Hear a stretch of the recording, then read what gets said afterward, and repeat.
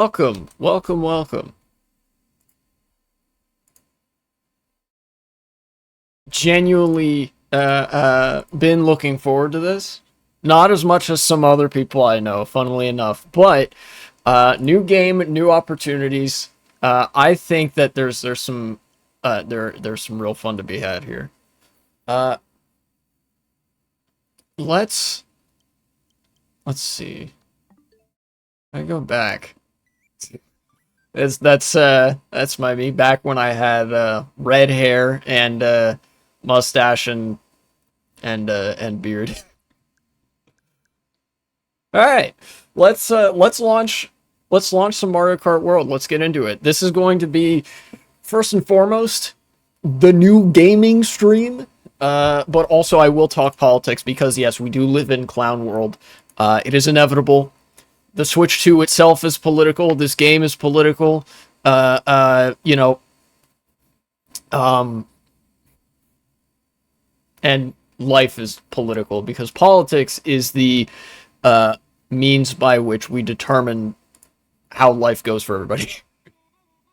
Making a Markiplier joke? Oh, that's true. How could I? I'm disappointed in myself. How could I not realize? Some distraction from our hellish world. Yeah. Oh, look at that. It's Mario. Oh, I turn up the. That's the brightness. Eh. Sorry, I'm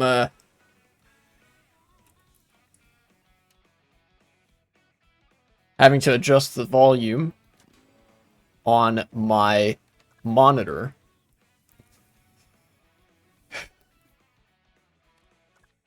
Stickers, map, manual, huh? Techniques. All right, I gotta do some reading. All right, this is homework time. This is nerd shit. Items. What kind of items we got? Let's see what new items there are. Okay, we got some returning stuff. What the fuck is this? Coin shell, a shiny shell that drops coins and crashes into drivers as it moves along the course. So it's like a green shell, but it drops coins. That's cool. So we got the classic. We got ice flower. Throw ice balls. Drivers hit by the ice balls will spin out of control. Okay, so it's basically the same as the fire flower. Hammer. Throwable hammers that can be thrown by pressing L repeatedly. Very nice.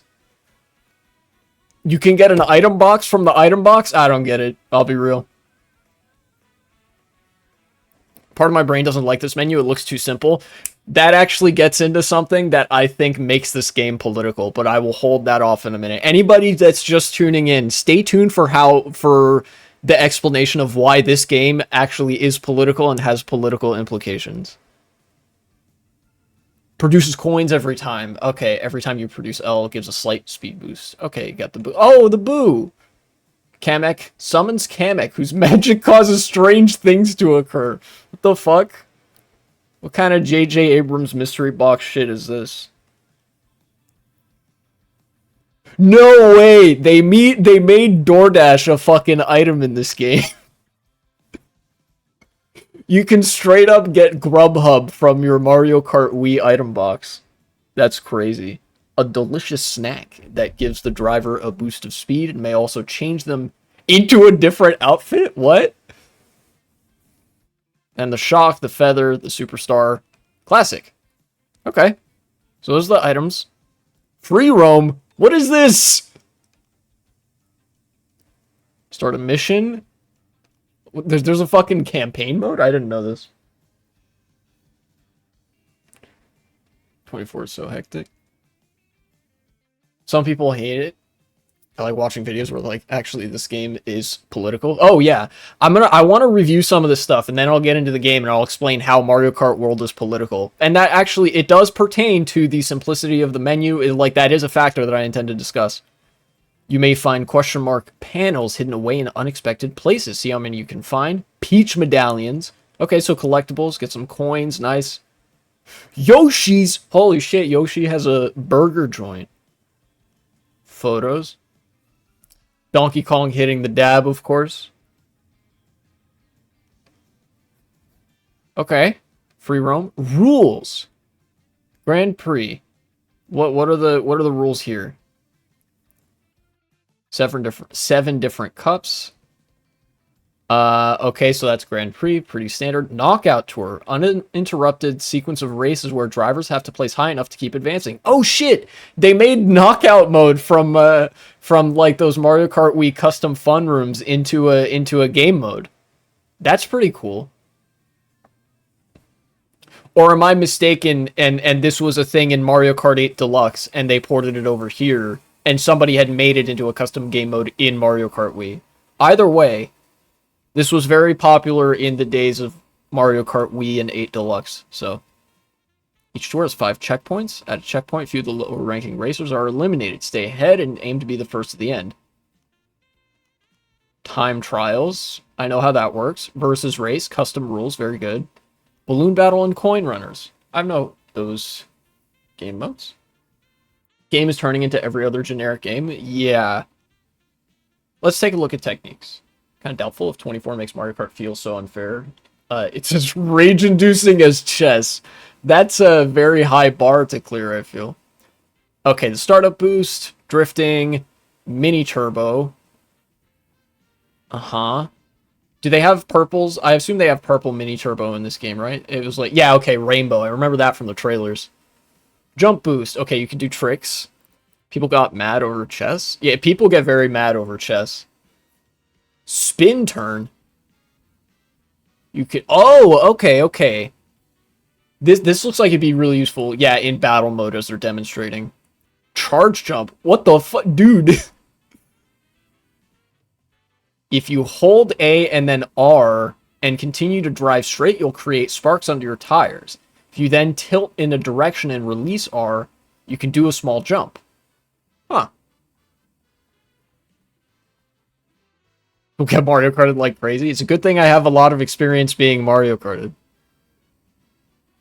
It's not a good game for people who get mad or stressed easily. Duly noted.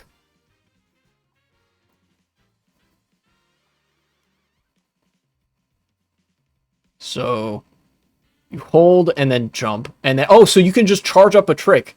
This is what the feather item does. So you can just do that without the item, but you have to charge it. That's interesting. Possible to drive along rails and narrow surfaces. You can even jump onto them using the charge jump. Oh, okay, so that's what this is for. You jump onto the fucking barrier, highway barrier or something. You do something like that. Okay. Wall ride. You can also ride the wall. Oh, okay, so that looks a little bit like the anti-gravity feature. I need to turn up the volume a little bit. Alright, and then rewind. If you hold down on the D-pad, you can return your vehicle to a previous position. What? you fucking get like what is it?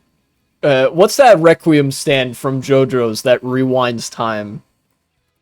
Yeah, it's Golden Wind Requiem. You fucking hold down on the D-pad to summon Golden Wind Requiem or Gold Experience Requiem and fucking rewind. All right, so I think I've got how that goes. Let's start with some single player.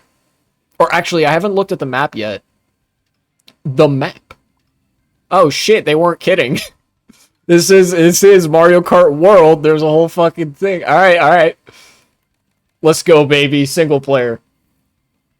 What happens if you activate that ability mid-air? I don't know. You fucking freeze in the air and Gold Experience Requiem your way back to the last point you were at. I don't know.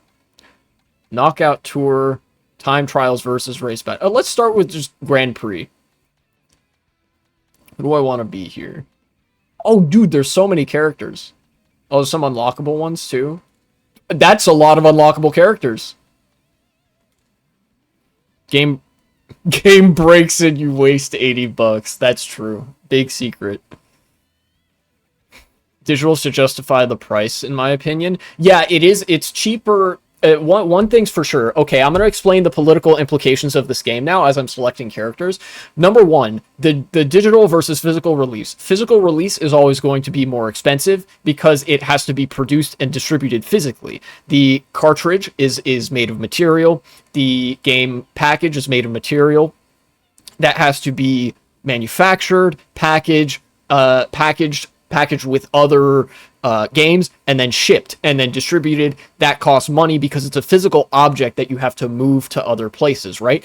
Does that mean it's worth $80? Maybe, maybe not, right? Because of the way that companies operate, they want to make a profit, which means people are getting exploited in the process.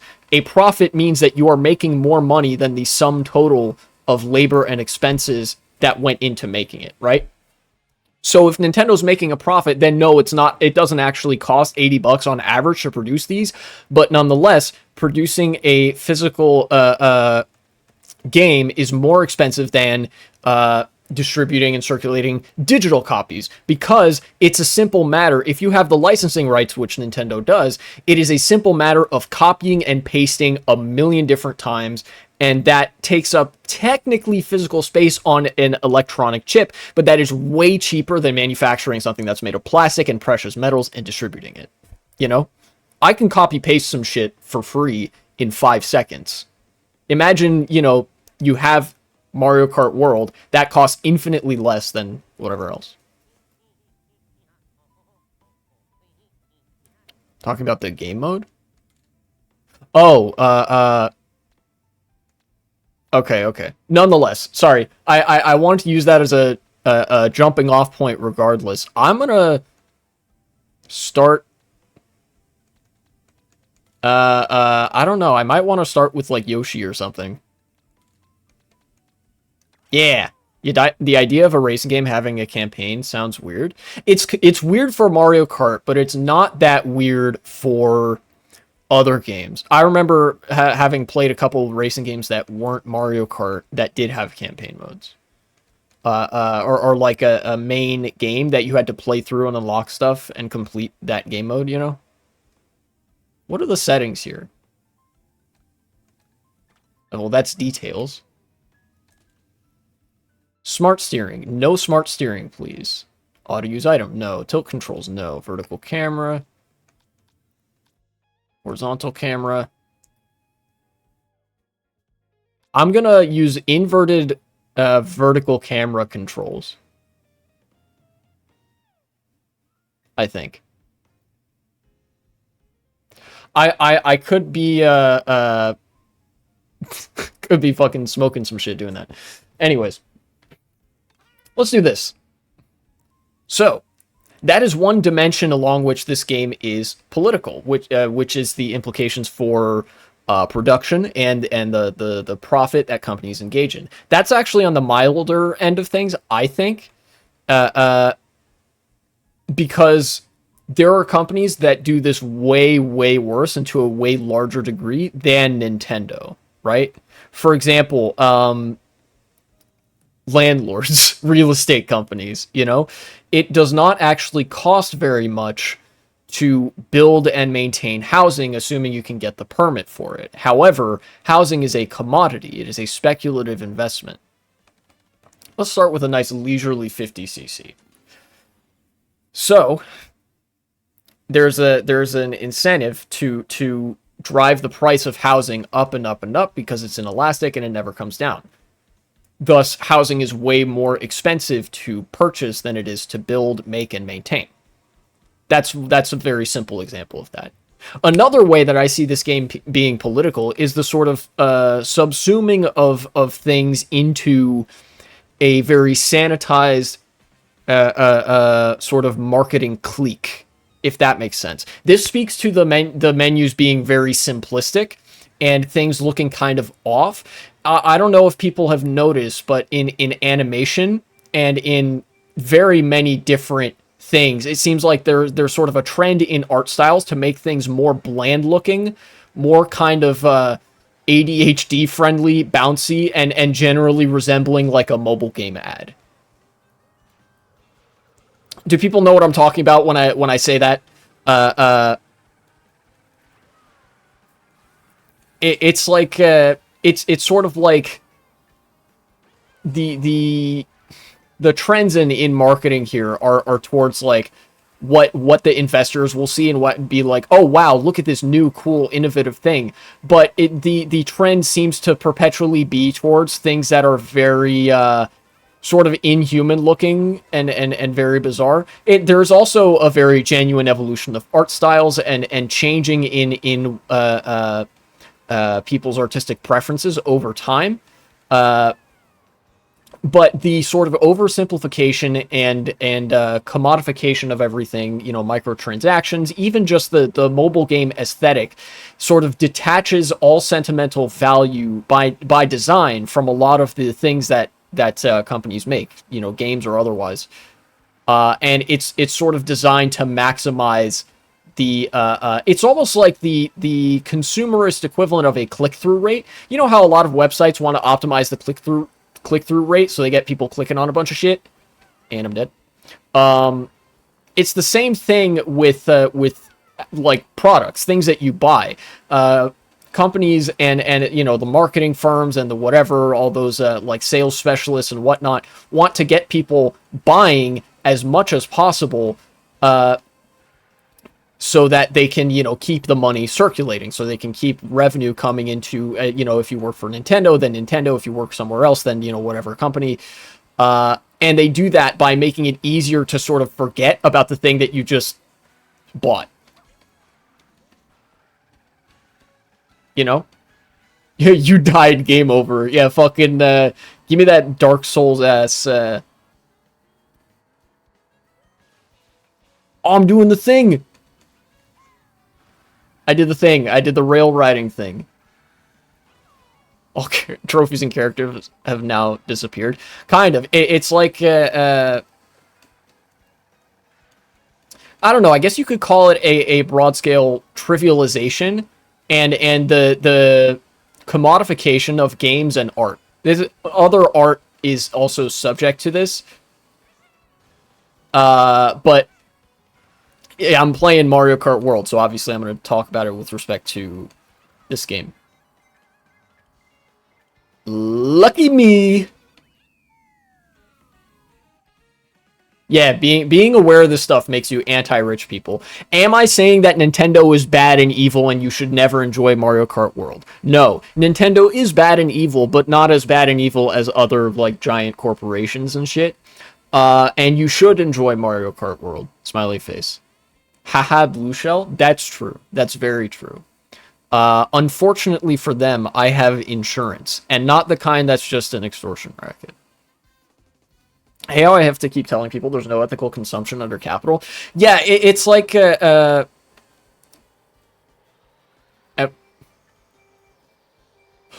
I get it. We're driving on the highway now. I see. I understand this. Okay. Oh, wait. I just realized something that makes me, like, a little bit sad. The introduction of this technique, where you can basically drift standing still, is like, it makes snaking kind of obsolete. Holy shit, it's an airplane? I didn't know this. This looks great. I think it looks alright. I'm not a huge fan of the art style, but obviously they've done a lot of work to make the light look really good.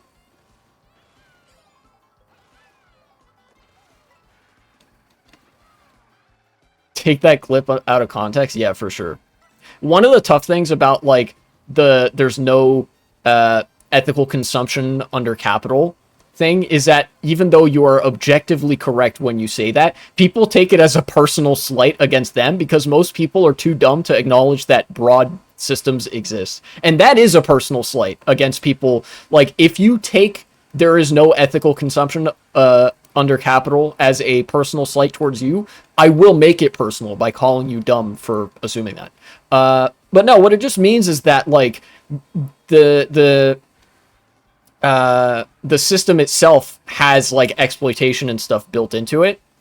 And like, there's no way to avoid that.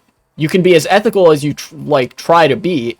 There's no way to, like, consume things ethically because it necessitates the you know, I don't know, like slave labor somewhere in the third world, or somebody working a fucking 80-hour week here in the States, or something like that. You know what I mean?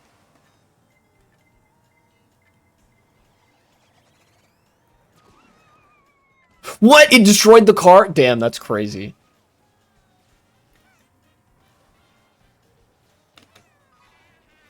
Oh, okay.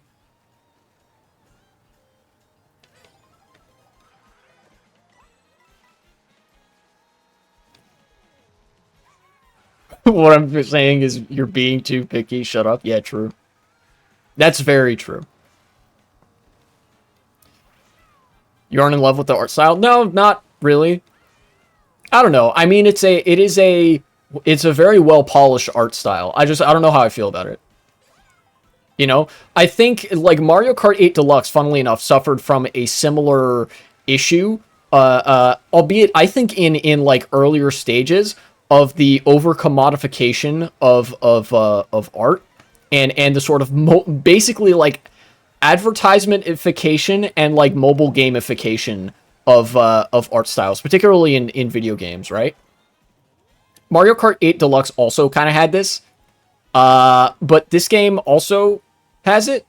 Wasn't a huge fan of that. I honestly think, even though it was a lot lower fidelity in a technical sense, I think the art styles of Mario Kart Wii and Mario Kart Double Dash look better. You know? I don't know. It could be the overpresence of like glossy finish. If people know what that means.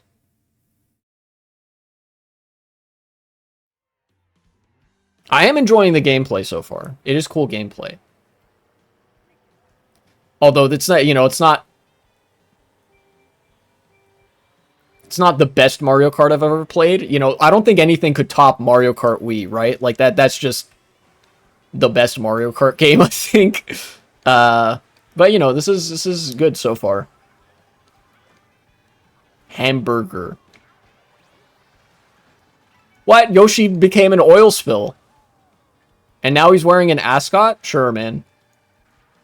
This is American propaganda. They're trying to get you to eat more hamburgers. I mean, I like hamburgers and stuff, but Death to America something something. I don't know.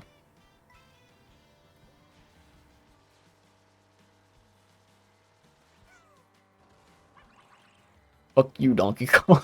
Yeah, got him. This the controls are very slippery. I will say that as well. You can definitely feel the influence of the Bandai Namco Mario Kart Arcade GP games in this game and in Mario Kart uh, uh, 8 Deluxe. It does look kind of off. Yeah, look, it's the art style of the day, and I'm not a huge fan of the art style of the day. Is the thing. Dude, you can just spam tricks on this? That's insane. Ow.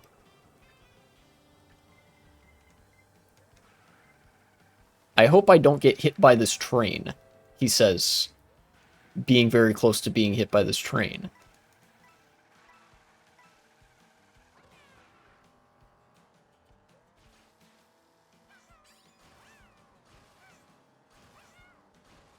Mario Kart has the fighting game thing where they're all basically almost the same game. Yeah, kind of. Except for, like, the very early ones.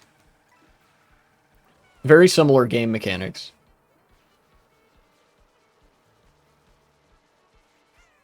What are you talking about? If anything, the... Oh, yeah. Yeah, something about America and oil spills to be found in there for sure. No, I was talking about how, like, eating a hamburger gives you superpowers or something.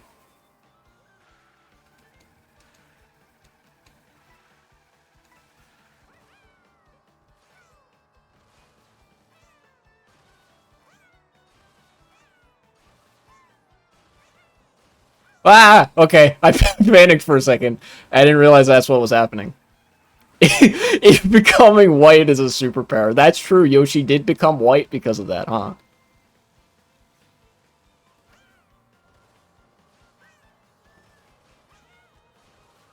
I guess I'm going this way. No! And then now the blue shell comes. It's fine. I have a gargantuan lead.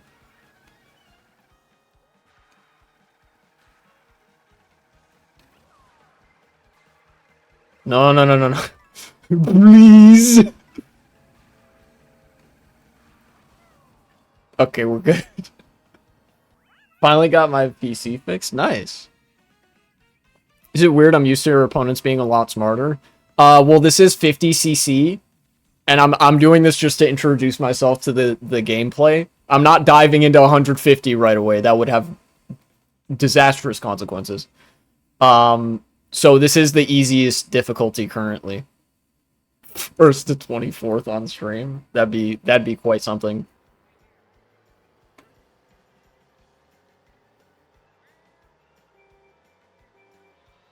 You know what? You know what it feels like at times? It actually does feel like, even though the auto steering isn't enabled, it feels like the auto steering is enabled. Does that make sense? Like when I'm drifting, even the drifting in Mario Kart 8 Deluxe felt a lot better, I think. I don't know. It could just be the vehicle that I'm using. Not entirely sure. I do appreciate though that you can drift on the off-road and you slow down, but you don't like lose your drift or anything. That's kind of nice. Give me those coins. Yes. Did you hear about the damage? What damage? In you mean in Iran, the country that for some reason will like get me demonetized if I mention it on stream or something?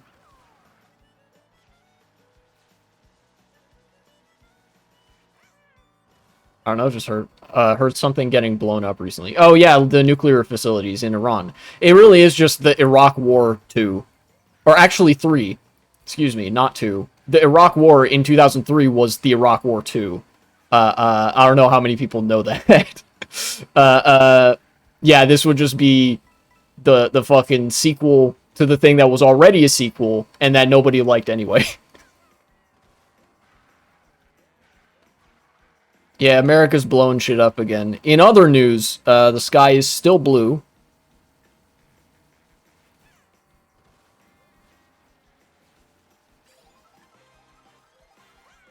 Three out of 8? Whoa, that's crazy. This highway goes crazy. What the fuck highway is this? Hold on, how am I not thinking about this so much? What is going on here? I do really like the track design. Really big fan of the track design in Mario Kart World. I know people have said, like, straight line simulator. I've been actually mostly avoiding, like, intentionally avoiding the, any Mario Kart World content because I didn't have a Switch 2 until yesterday.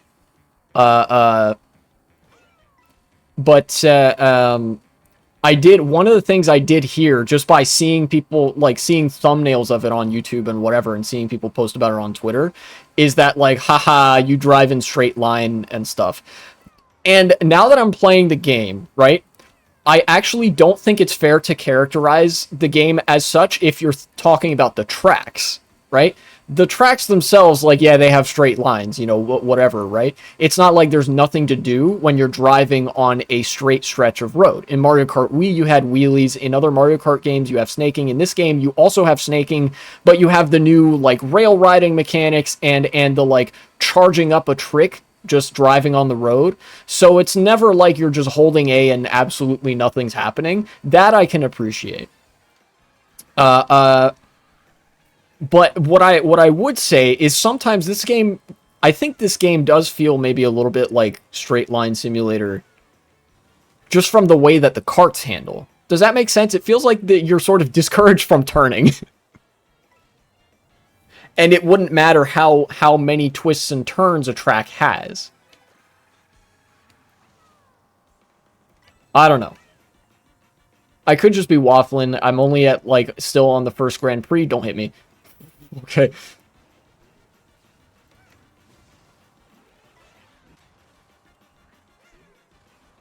Yay. That's a drama, a couple seconds of moving forward. I don't know because I haven't looked at any of that stuff. I don't know what the whole like straight line simulator thing is referring to. For all I know, it could actually be referring to what I'm thinking of, which is how the carts control. You know, that it feels a little bit sticky, that they kind of stick you to going in a straight line. But if that's a critique of the tracks, I just don't see it. I'm gonna be honest. Like, if you ported these tracks into Mario Kart Wii, it would be great. It'd be good for bikes on the turns, and it'd be great for carts on the straightaways. Because bikes, you have to wheelie, right? But carts get to snake. Sounds like a sweat getting mad that they can't 24/7 maximize? Possibly. If I'm being charitable to the critique, yay, 3 stars. If I'm being charitable to the critique that people are giving, it's probably just that maybe it's a little bit boring. You know? Which is fair. Although, again, I did just play 50cc. We'll see how much faster 150 is. Oh my god, it's DK. Oh, you can sort? That's cool. Oh, you actually... Wait.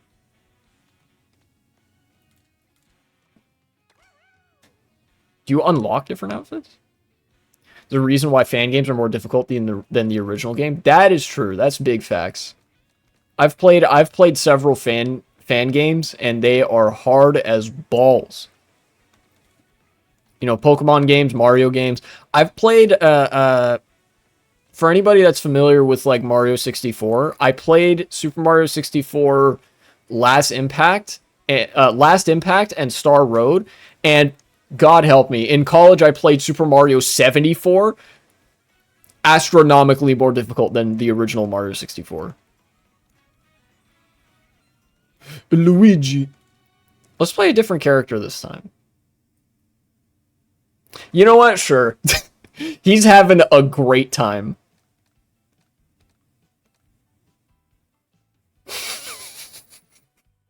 This looks so dumb, but in like a really, really... What? He's clipping through the steering wheel? Literally unplayable. It is really funny, though. What? Plus? What is it? Dude, I get to pick what in-game sponsor I have? That's sick! Hold up.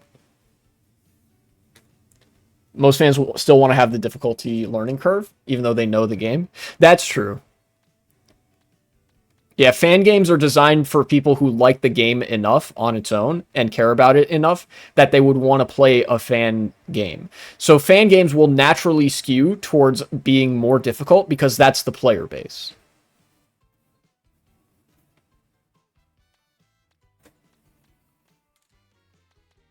All right, sure, Pokey. Let's do this. And you wait, hold on. I forgot to choose my sponsor, dude.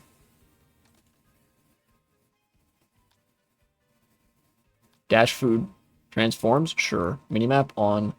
Oh, I didn't realize there was like... Okay. Alright, who do I want my sponsor to be?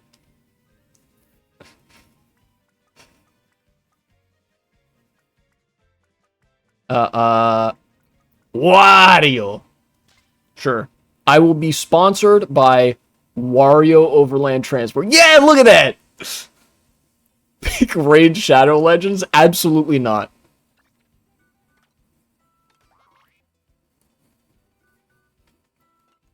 Okay. Wait, it still gives me the 3 stars, even though I'm on 150, right?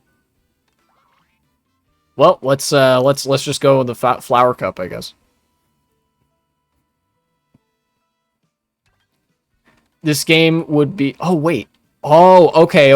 I see what's going on here. This game would be a million times funnier if the sponsorships were actual companies. Nintendo actually got in hot water over that for Mario Kart 64 again, I don't know how many people know this, but in Mario Kart 64, they had the like sponsor billboards on the side, and one of them was for something called Marioro, which was literally just Marlboro cigarettes, but changed to be like Mario's name. It had the same logo and everything, and they got in trouble both because it was like a real company that they were parodying, and because it was a cigarette company in a kid's game. And so ever since then, they've been like, yeah, okay, we're not doing that. So they did do that. In fact, it wasn't just the Marlboro thing. They also did, I think there was like uh one of the other, oh, hey, it's a Dry Desert, I think. One of the other companies that was parodied in Mario Kart 64, I think was Goodyear. Right? Is Goodyear is the brand of tires. And I don't remember which character it was. What the fuck? Moai. Wait, no, this isn't, this is not Dry Desert. This is something else. This is Desert Hills. I can't believe it took me that long to realize that. Damn, Desert Hills got a extreme fucking makeover, dude. They brought green to the desert or something. I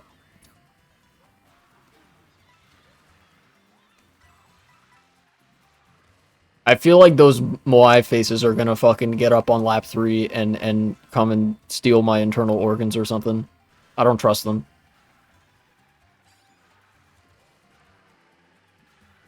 Whoa, whoa, whoa, whoa, whoa, whoa, dude. Yeah, okay, see, the CPUs are catching up with me much more readily because this is a higher difficulty setting. Oh, what? I'm Pianta now. Let's fucking go, dude. Ah! You see what I mean when I say that like the game kind of forces you into a straight line? It feels like there's no room to maneuver in a drift. Like you're locked into a certain line.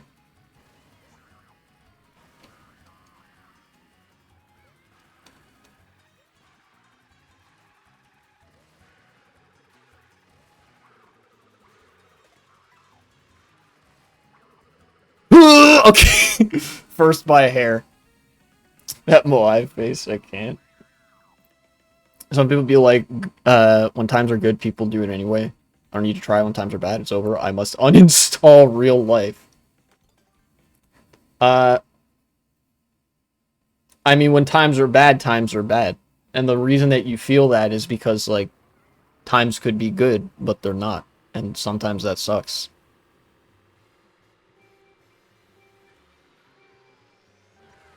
I'm not a therapist, but, you know, life is worth it anyways, even when life kind of sucks sometimes.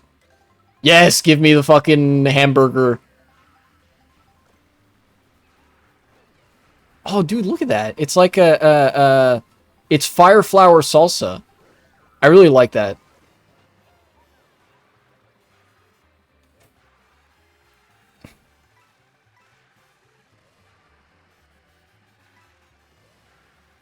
I'm gonna chain this. I don't know what it does, but okay.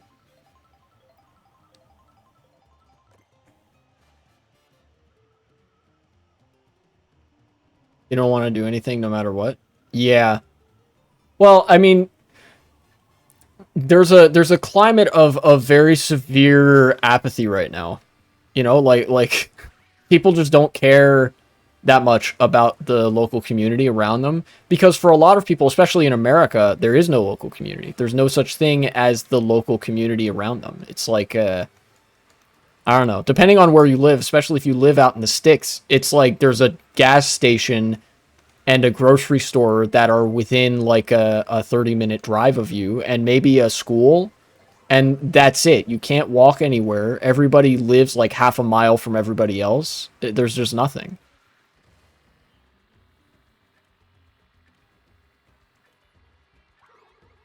No, I was trying to be mean. Oh my god, Shy Guy Bazaar. Cool.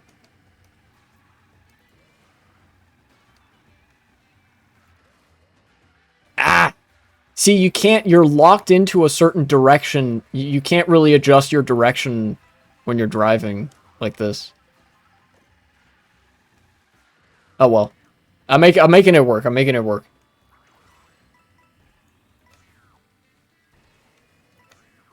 Okay, give me the double box. Come on, come on, come on, come on, come on.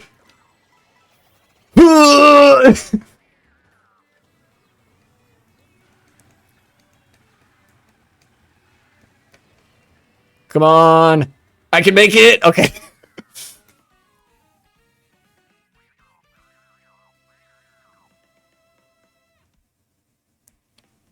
Me feeling blessed with my local community right now, but feeling bad for Americans as a first European to do so. Yeah, if you're a European, you can derive both a superiority complex and pity from what Americans experience.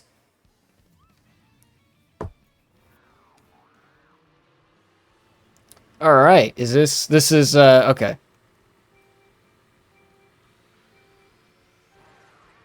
Wait, we're going backwards now? Okay. Oh wait, no, this is I don't know what's going on here. All right, I'm down. Give me the food.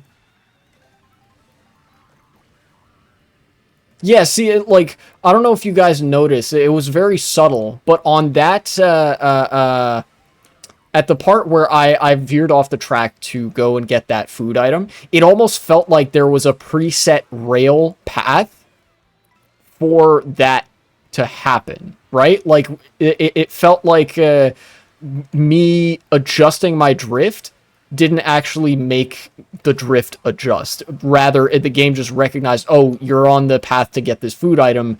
We'll just make sure you're on this on rails thing. You know how like on rails shooters in arcades or something have very limited room to maneuver. So even if you try to maneuver, you can only do so much. That's kind of what that felt like right there. I don't know. It might or might not actually be the case. And it could also just be like an adjustment period. Whoa, I got a hella air from that. That almost hit Daisy.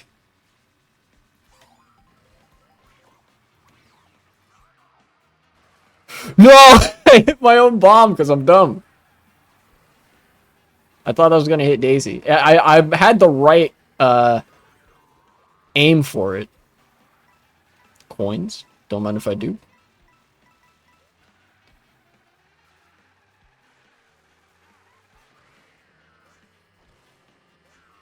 I'm gonna... Come on, Pokey, you can do it. I believe in you. Is this Mario Circuit something? This is almost unrecognizable. Jesus. No, come on. Okay, getting Mario Karted by the CPUs now.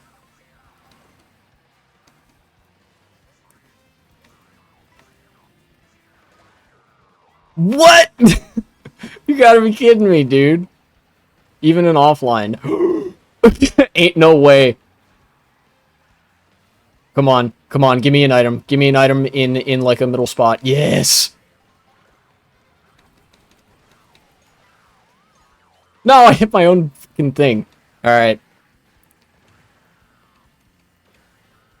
Game has been trying to save me and it couldn't get me better than third, so.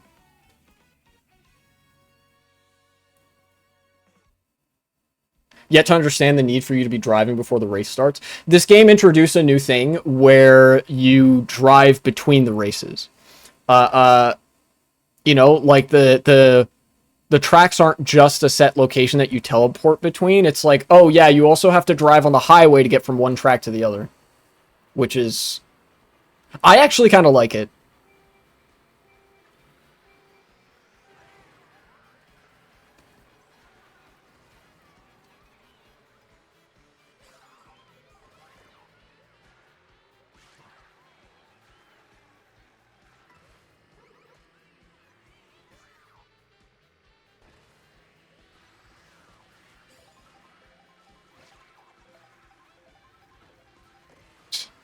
Say, please don't let me hit that that chain chomp. No, no, no! That chain chomp fucking had it in for me, dude.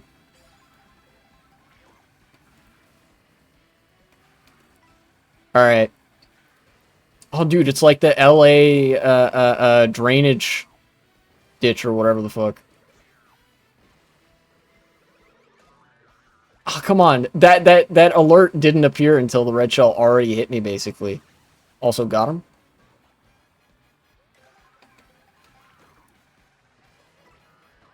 Spicy curry? Alright, whatever.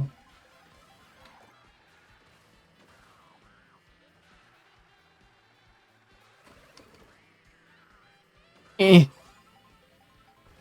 Get out of here. Okay, don't hit me, don't hit me! That's a blue shell you're supposed to hit first, not, you know, second, third, and fourth. Forgot about that part. It's a really nice feature. Yeah, that's the that was one of the things they advertised about Mario Kart World, and I think it was a cool thing to do. I don't know how, like, if it's whether it's gonna stick. I don't know. There are certain things about Mario Kart that ended up like not sticking between versions or whatever, but I like it. No. Okay, Airship Fortress. I know this track.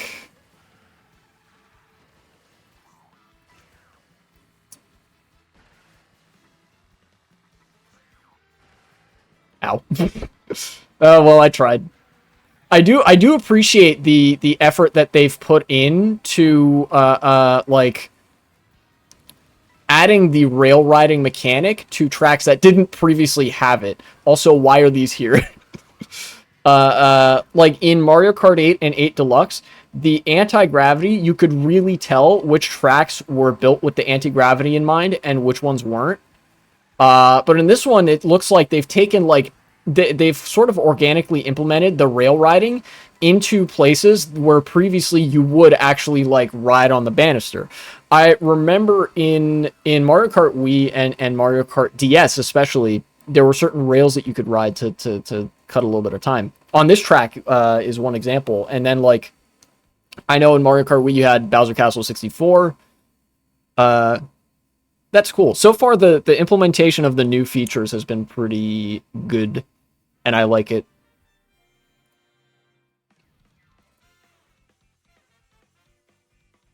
But apart from that, the sort of, like, I think the art styles and well, of course, the troubles with, like, distribution and how many people can't get their hands on a Switch 2 or a copy of Mario Kart is revealing of the politics of this game and the politics that surround this game, which is one of the domination of markets by capital, the optimization of everything for profit, at the expense of fun that we could all be having and the enjoyment that we could all be deriving from our lives. I unlocked Daisy. Very cool.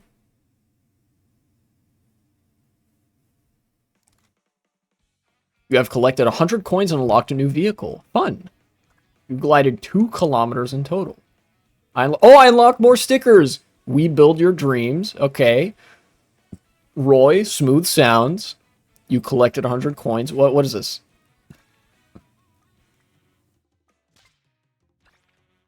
Eh? Raced 5 times total. Performed 100 tricks total. Okay. Neato. Speed limit infinity. That's very true. Albert Einstein would have something to say about that, though. Actually, the speed limit cannot be infinite because light, it goes... What's the speed of light? I forgot. It's like 1.8 something times something.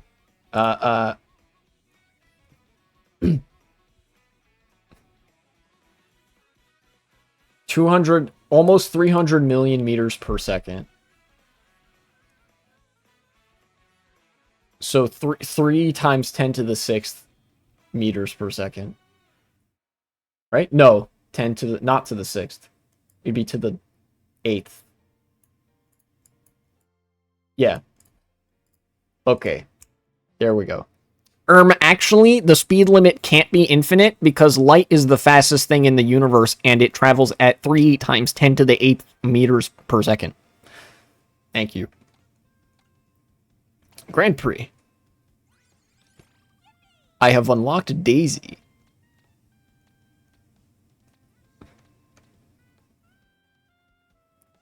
Where's my Mario Kart maker? True. We need that. I've been interested at various points in potentially making a custom track for Mario Kart Wii, but it requires like knowledge of 3D modeling using something like Blender or Google SketchUp or whatever that I just don't have, and it's so daunting that I'm like, shit, I don't know if I could figure this out.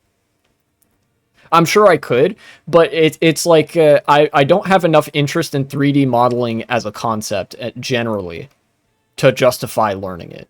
Does that make sense? I'm interested in track design and creating a custom track, but I'm not very interested in the means by which you would do so, if that makes sense.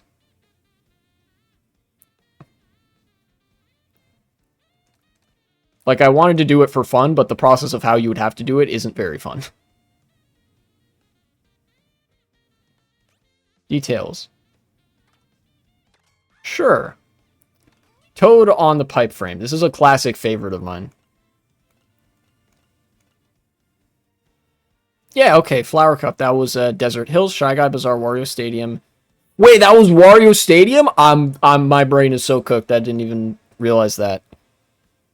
Okay, so those are all new tracks. These are old tracks. These are... Hello, Molly Austin. Welcome to chat.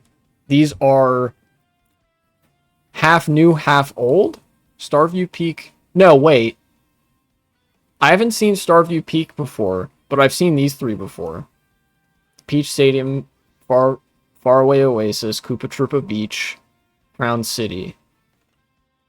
I don't know which one of these tracks is new and which one is a returning track.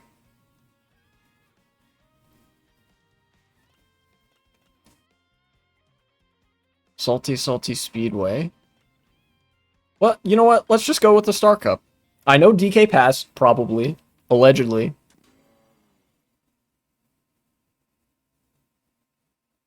I know Wario Shipyard, allegedly.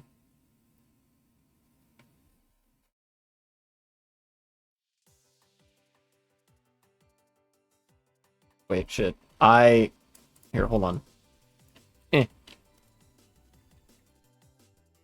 Got something wrong with some of the text document that I was looking at. There we go. Alright. DK Pass. I have been Mario Karted several times on this track in Mario Kart Wii custom track rooms and in, well, back in the day on Mario Kart DS, playing either with friends in elementary school or you know, against the CPUs on 150 and Mirror, because those fuckers take no prisoners. Yes, the shortcut is still here. Let's go. Oh, wow, they removed the hill that was here, and they replaced it with whatever that is. Like a platform or something. Okay, so this is pretty different. It's the same minimap.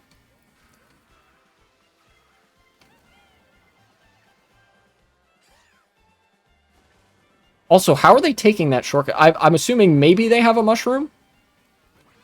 But other than that, I don't see how they could be just charging up a jump for that shortcut, because they're in a turn. You can't charge, as far as I know, you can't charge up a jump when you're in a turn. Right?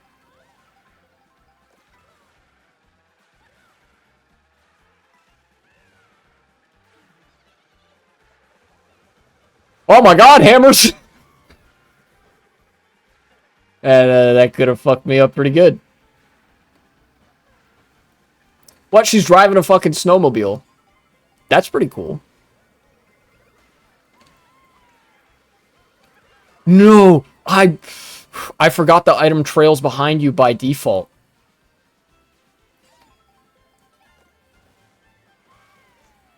Silly me. Alright. Let's just use this here. That was really good.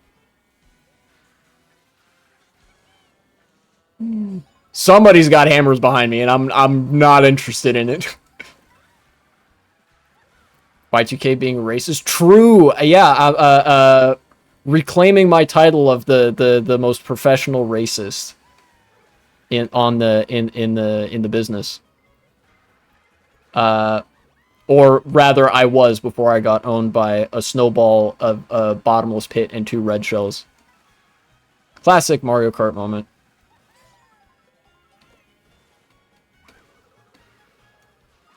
No, dang it.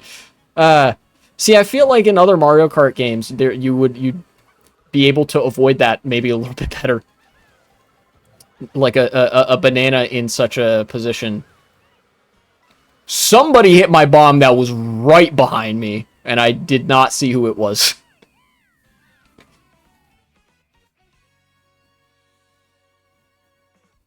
Hazel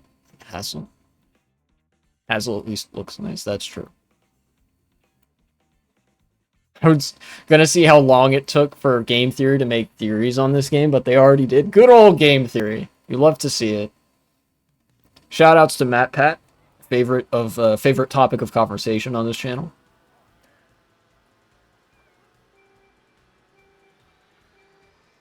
Okay, so this is the in-between section where we drive from DK Pass to whatever the next course is.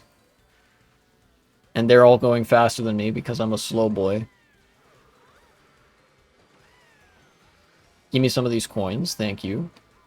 Give me a double box, thank you. More coins, I will take those. That didn't mean to be a drift, that meant to be the straight line, like, charge jump. Y'all better hurry up making our boy president? True. If Matt Pat were president, funniest timeline. Also, maybe not the best timeline, but, like, pretty good timeline. Not even gonna sugarcoat that. Because American politics is pretty damn cooked. That's just a theory. A political theory. What the fuck? Dude, those Hammer Bros are, absolute fiends.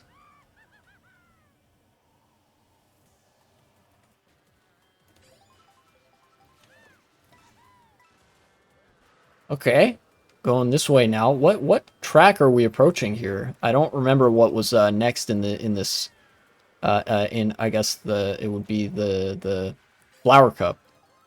Or the Star Cup. No, I'm in the Star Cup. Oh, it's the Rosalina thing. Okay, I see. And now we're all tiny because of the shock. Wow, that didn't last very long.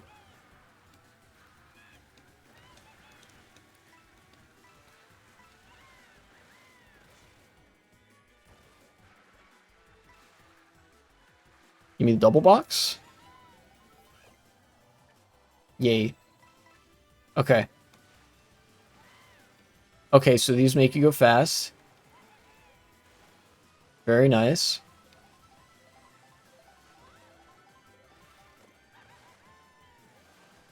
Oh, I get it. This is like, what is it? It's that level from Mario Galaxy. The surfing, the manta ray surfing level. Oh, get me, okay. We're down on solid ground there.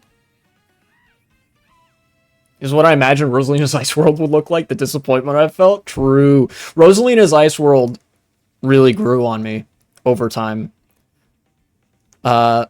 Certainly the version of it that's in the Mario Kart Wii custom track packs is really fun. In 3DS though, that track is rough. Because half of it is actually ice, and there's no bikes in that game. And bikes just control a lot better in Mario Kart Wii than karts do, which is part of why they are the meta. I'm just gonna do some of this. Oh, is this Mount Wario? It looks like it is.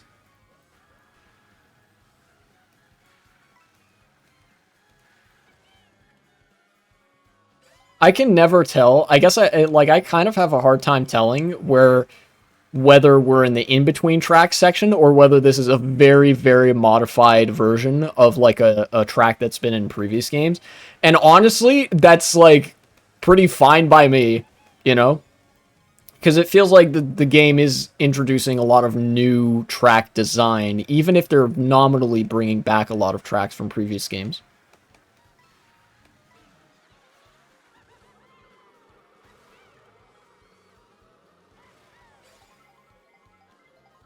Okay, don't press L. Don't press L.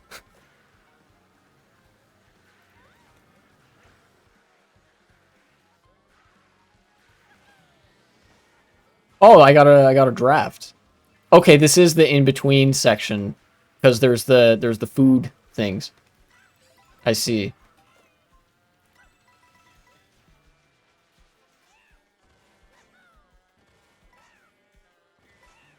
Yeah, okay, and then here is Ice Cream Sweetland.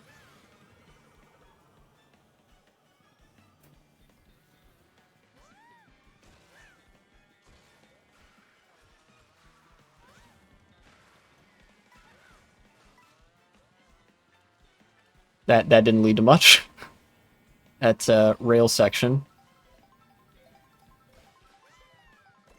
Okay, there we go. Got a little bit of rail riding. I'm still getting used to that. Wow, that's a lot of coins. Oh, what? You can only carry up to 20? Dang. Kind of unfortunate. Yay! Okay, I'm getting the hang of this game slowly but surely. It actually feels like a lot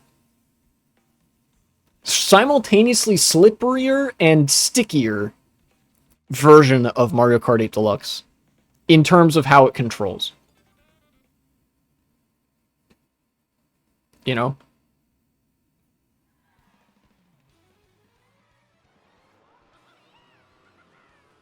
Final race. Alright, what's going on here? You missed a shortcut? Darn. I'm not going to know the shortcuts in this game particularly well. Probably not for some time. And I didn't get an item. It's unfortunate.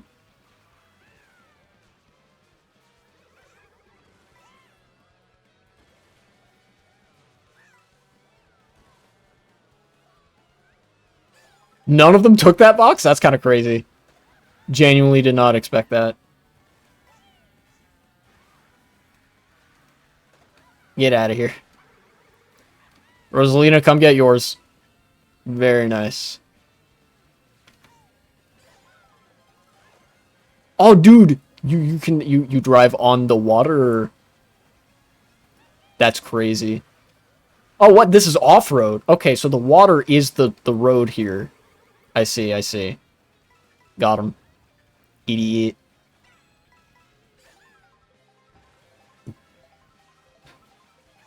Oh shit, there's waves? This is sick.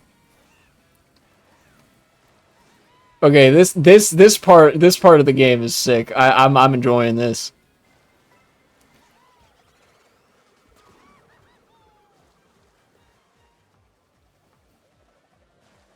Oh, I see. I see. This is a new sort of iteration of Wario Shipyard. I get it.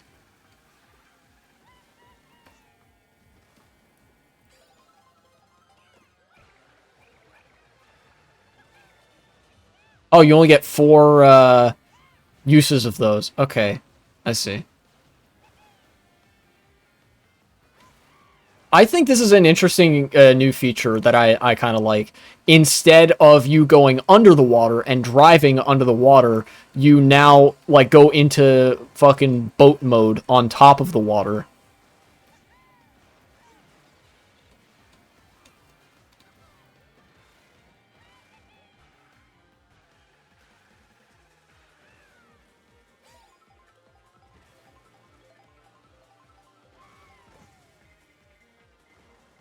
You really are uneducated. Yeah, like I said, I intentionally avoided seeing anything about this game before I was able to play it. I didn't want to spoil anything for myself going into the game.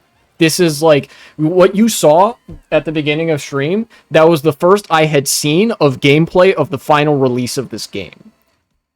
You know? Yesterday, I got my Switch 2 yesterday. I transferred data over. I made sure Mario Kart World was installed. I booted it up, and once I saw that it could boot up to the title screen, I shut off the Switch 2, and I just continued setting up the streaming stuff. You know, that was it. I didn't want to spoil anything. So this is legitimately the first reaction that I've had to the game. You know? I haven't watched any videos on it. I haven't even really read a lot of people's like Twitter posts about it. Like I try to scroll past for the most part, and what I've heard is just what I've inevitably caught a glimpse of as I'm trying to scroll past it. Unlocked Rosalina. Cool.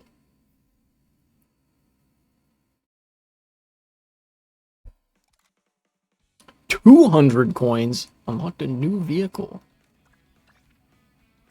Dolphin. Peach and Daisy. Royal Patisserie. Drove 60 kilometers total. Raced 10 times total. Oh, the classic Rinshell.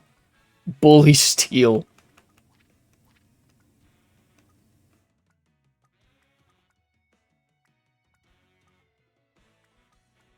Let's do Bully Steel as the sticker this time. Grand Prix.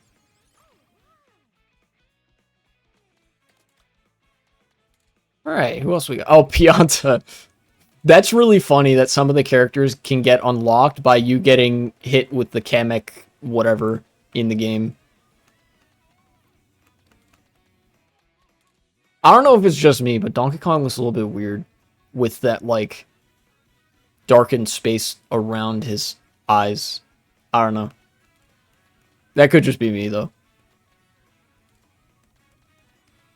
Crab! I can play as Crab in this game? That's crazy. Rob Hogg. What did Rob do to deserve this? Poor bastard. Damn. Look at that. That's messed up. Look at that. Look at him looking at you. He's like, how could you do this to me? I could drive a boat? Or not a boat, a jet ski. That's a jet ski. I see. Charging truck. Zoom buggy. Yeah, let me drive this thing. This kind of looks like a buggy that a lifeguard would drive on the beach or something. Details. Uh-huh. Okay. Oh. I hit B. What does that look Donkey Kong is giving us? Sus. I haven't noticed yet if and how much it matters what character and car you pick. I assume there's some subtle stat things like there are in Mario Kart Wii or 8 Deluxe. And I'm assuming, again, for the sweats, they matter because I've seen one or two thumbnails like, oh my god, the meta, everyone is using this combo. But I don't care enough to, like, investigate what combo that is. And I'm not familiar enough with the game yet to, like, feel the difference. Shell Cup. Wait, there's no special cup. That's what they want you to think. Ah, because I knew there was a Rainbow Road in this game somewhere. Okay. Shell Cup.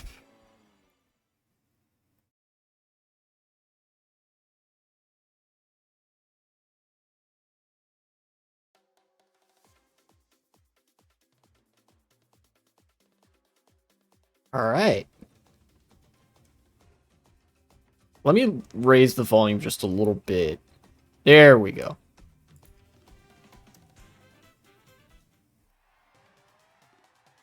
Okay. What do we have here?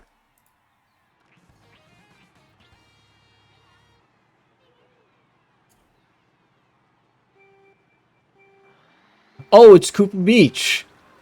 Like from the Super Nintendo. I thought it was going to be Koopa Troopa Beach from 64. But no, this is okay. This is Super Nintendo era Koopa Troopa Beach, or Koopa Beach. Oh, and it is also 5 laps, true to the original Super Nintendo version. Cool.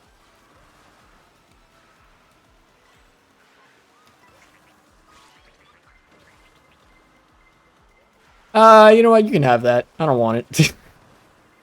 Oh, dude, that's so cute. They have the little kaboom text appear. I quite like that.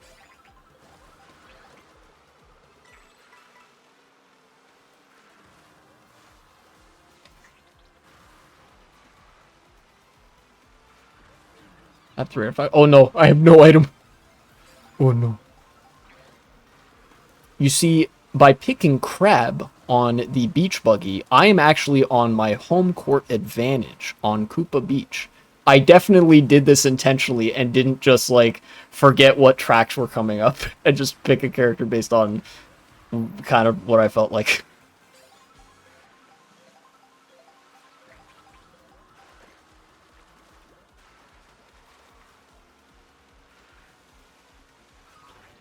Ow. Oh, dude, it's that Sandcastle Pokemon. Give me that. Right at the finish line. Yay.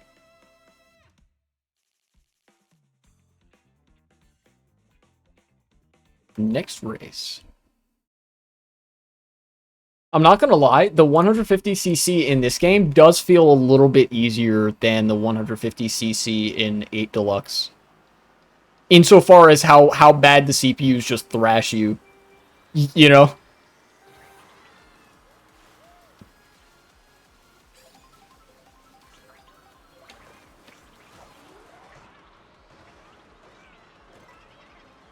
Oh, a mushroom. Thank you, my ghost friend.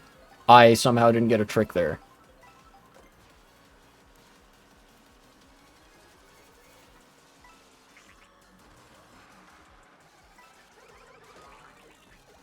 Okay. I'm trying to figure out the charging jump thing doesn't seem to gain me that much ground. Yeah. I don't know. Maybe it is just for the rail riding. I mean, that's probably what it is, right? 3 greens? That's good. There's a rail riding thing up there.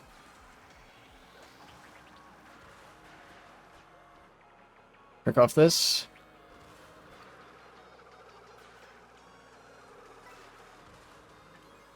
For a second, I thought that was the sound of the blue shell. I've been traumatized by blue shells coming for me in Mario Kart 8 Deluxe all the time.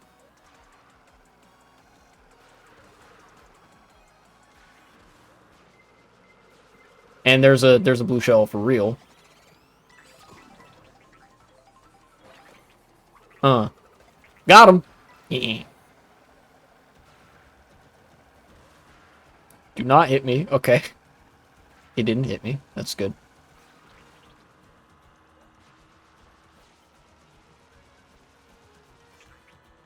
Charge jump. Very nice. Coins.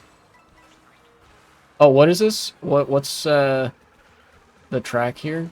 No! Fucking... okay. Well. Touche, Nabbit.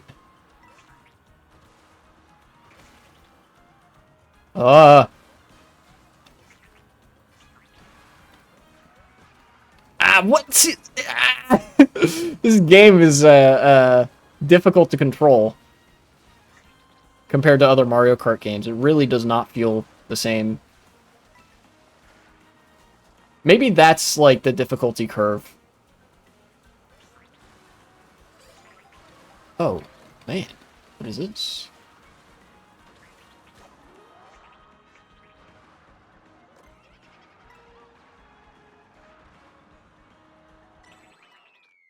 Third.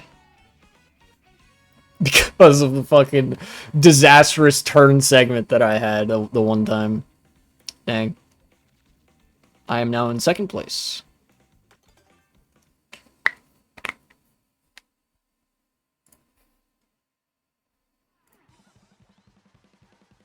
I want to try to get done with every cup this stream. I want to try to get first overall in every cup.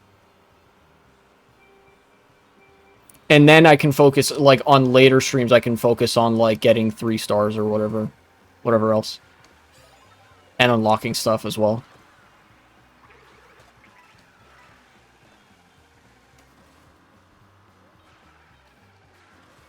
Oh, dude, it's Desert Bus. This is a very large stretch of, God dang it, of straight track. Coming up here. Okay.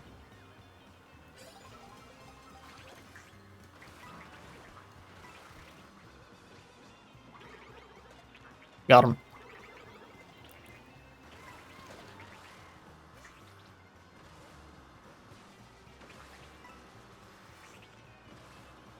Get me up there. Nice. On the highway.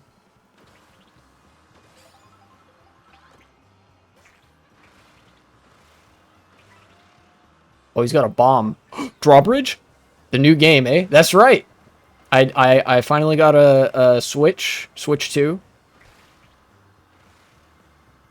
So I can actually play the game now. Also, these guys are just faster than me for some reason.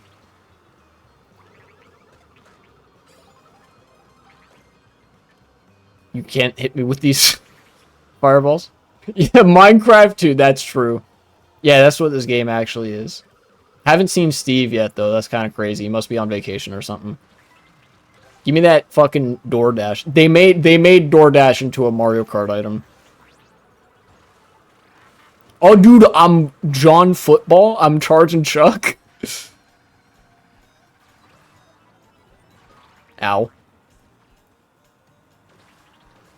Oh, there's mushrooms on the ground. I will take these. Don't mind if I do, actually. Thank you. Whoever, I don't know how those got there, but alright.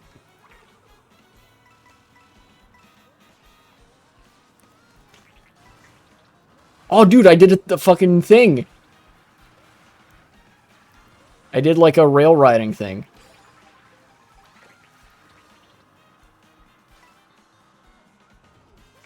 I tried to ride the rail, but I couldn't do it there.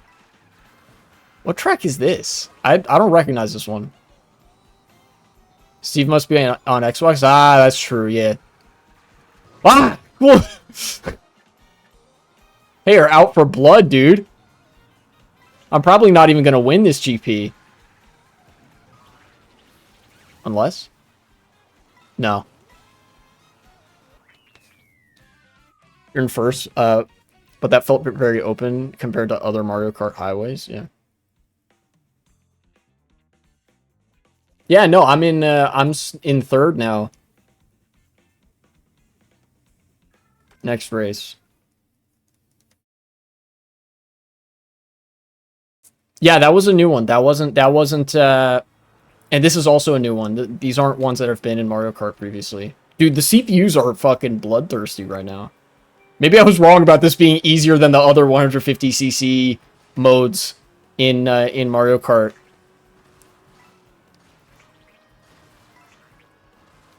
Give me an item here. Get out of here, Lakitu.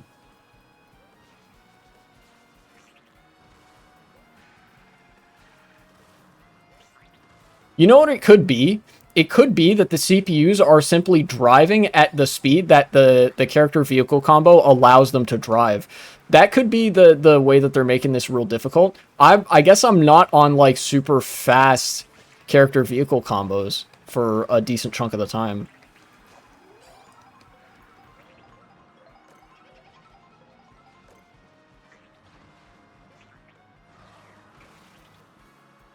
Don't different cars have different stats? Yes, they do. In other Mario Kart games, the CPUs would each be locked into a specific speed. In Mario Kart Wii, for example, a game I play very frequently. What? I didn't know that could happen. But in Mario Kart Wii, what character vehicle combo a CPU was on was actually irrelevant for how fast they were going. The difficulty in that game simply dictated like how fast their set speed was. But I guess in this game, they've allowed it so that like, uh, uh, they go the normal speed in their like whatever cart combo they choose, which makes a lot more sense.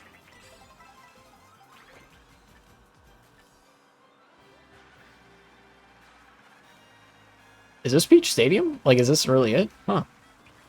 I thought... Oh, no, wait. Because part of the thing is, like... half the course is, like, the drive between the courses. Okay, okay. I hope you don't lose your item if you get blue shelled. Yeah, you don't. Okay. I'm just gonna use this. Go nowhere? What? Why did that happen? Dang. Alright, well, I got first. I genuinely don't know if it's going to be enough to put me in first overall, though. Okay, just barely. Blue Shell was programmed to stop movement. Well, yeah, but what I thought what the feather did, I thought the feather gave you a trick boost. You know?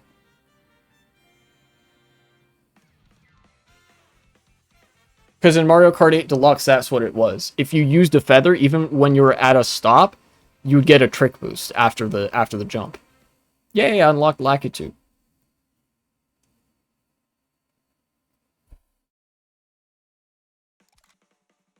$300 coins. Wow. What else we got? Wario's premium scrap. Dude, Wario is hustling. No way, they really did put DoorDash in this game. No! Get me out of here, dude. I don't want the fucking Klarna sponsorship. You did the animation?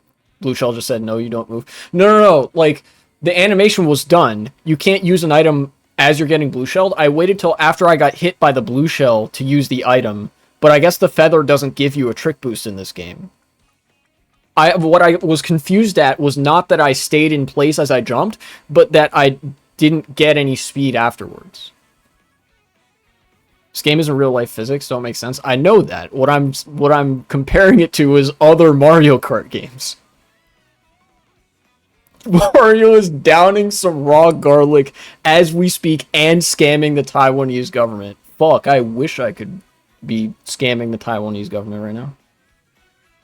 Must test to be sure when you get another one. That's probably a good point. If I have a feather in that kind of position again, I'll test it. I hate people that say I can't criticize media because it's not real. Me, when I'm a Disney is woke YouTube grifter and need to make arguments of convenience to, like, either argue that Star Wars is good when there aren't minorities in it, or that Star Wars sucks because there are minorities in it. Yeah. Oh, wait, right. I was going Bully Steel this time. I'm gonna rep Wario's premium scrap. I criticize woke media because it's not woke enough. True, that's based. The only real opinion.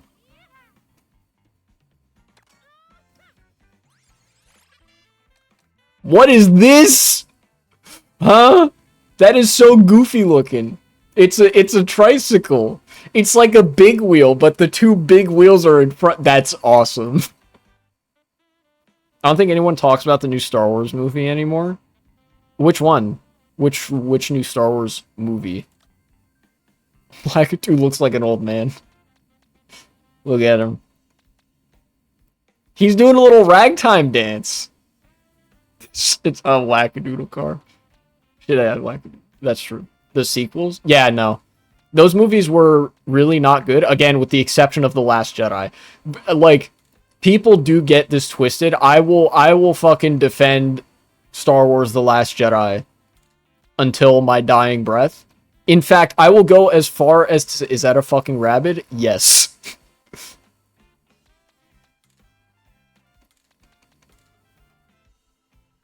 Oh no, it's the Nabbit. So close, but like not quite.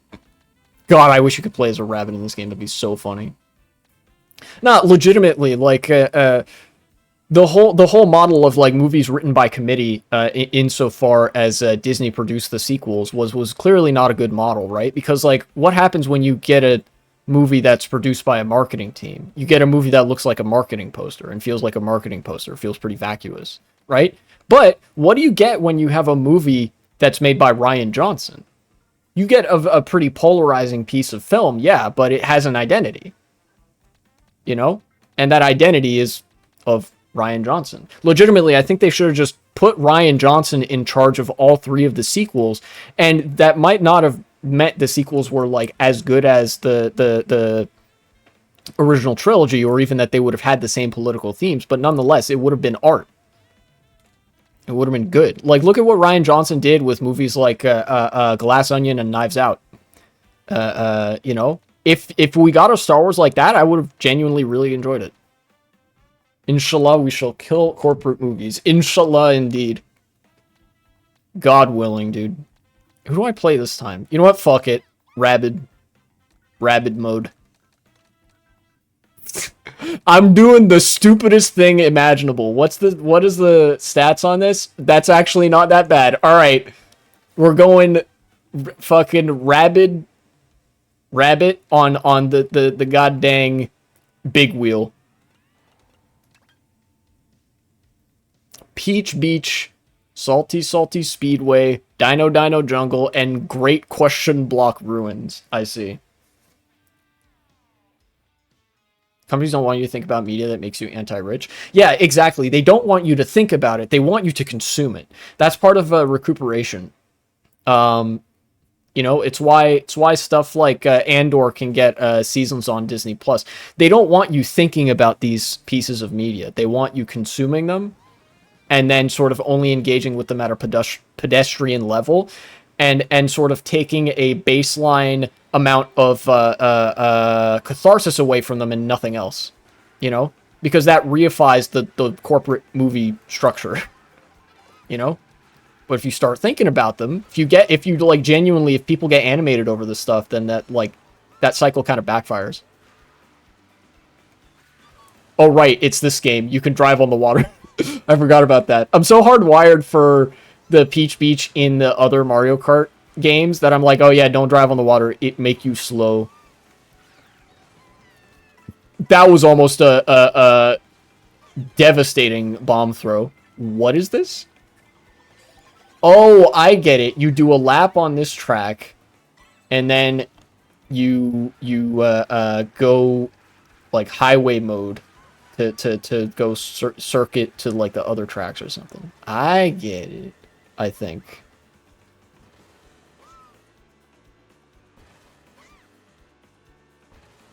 Wow. I'm on the roof. I don't know where I'm going. All right, okay, I now know where I'm going.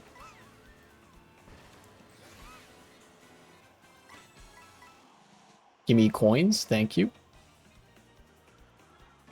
Ow! What? I thought for sure I was landing on that. Are you kidding me? Come on. Alright, give me some of this.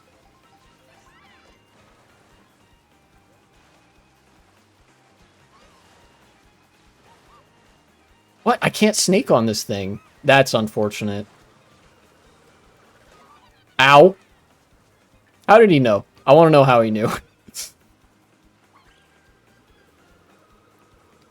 The banana is floating on the water.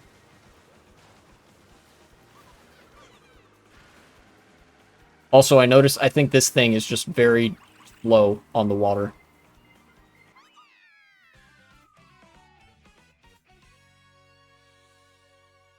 People in games reality, they don't think it actually makes them mad. Yeah, people who only engage with media on a very surface level are not used to thinking about the media they consume.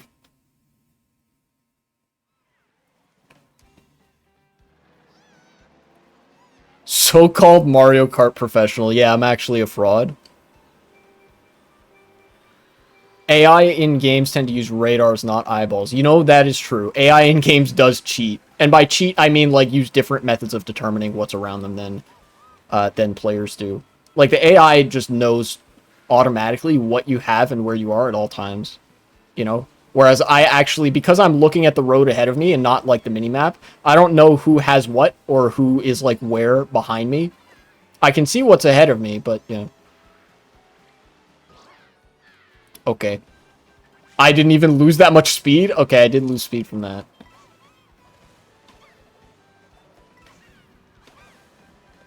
Got him.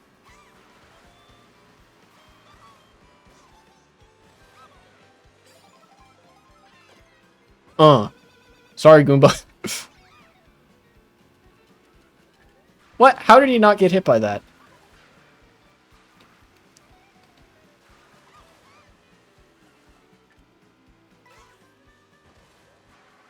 Are you able to look at the minimap and race at the same time? Sometimes. It depends on what kind of spot that I'm in and how experienced I am with whatever game it is that I'm playing.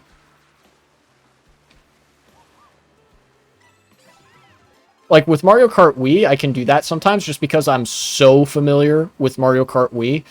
But even then, I would have to be in a spot where I'm not actively like jockeying not to get hit or killed or something, you know?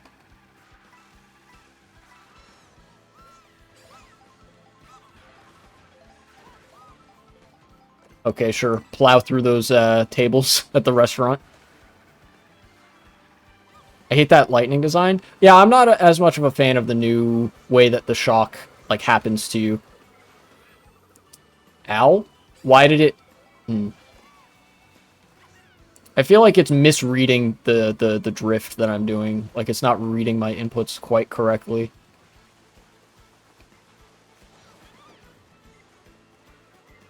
Oh well, I got first that time.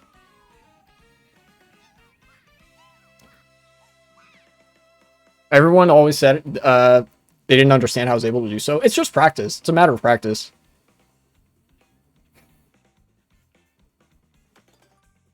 Probably because your movements are going through a filter. Most likely. You know, I am using the Joy-Cons just on that little controller grip thing that comes with the Switch 2. You know.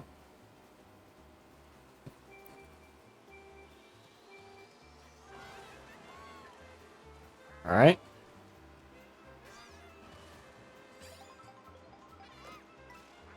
Okay, mushroom.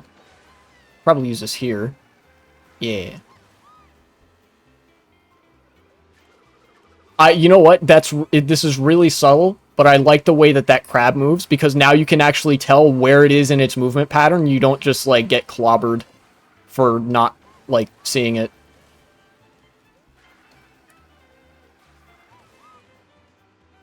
Also, I forgot what track is coming up next. Again, I haven't been paying attention to that.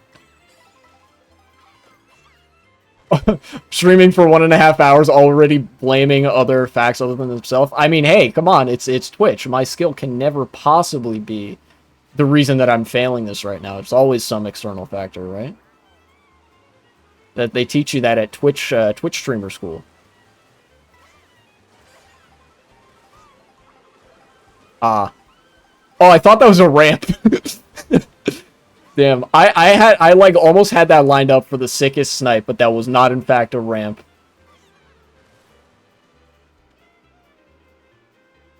Give me the draft? No, I'm not close enough for a draft. Okay, give me this box. Please hit that? Never mind. Alright. Oh, Dino Jungle's coming up. Okay, I see. Ow! Stop it. Big mean idiot. Get that bomb out of here. Ow. Kaboom. No! God dang it.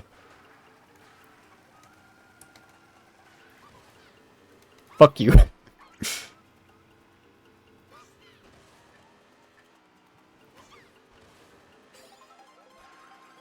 Okay, Dino Jungle time. Oh, dude, you could probably... Okay, I just realized you could probably drive on that dinosaur. Ah, okay. Get me out of here.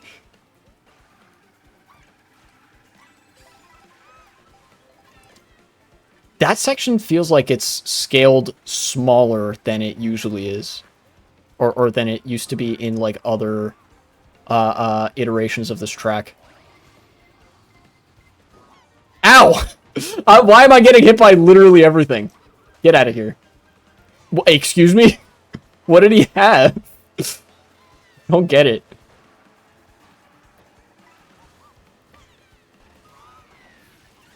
Okay, I might get first.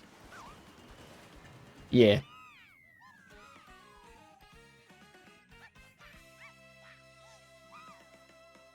Cool.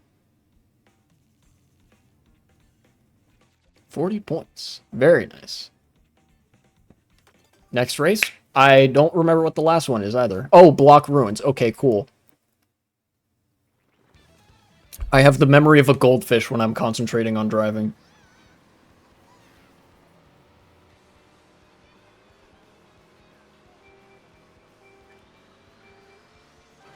Startup boost? Very nice. That's a good startup boost. Somehow other people got better startup boosts. Dang.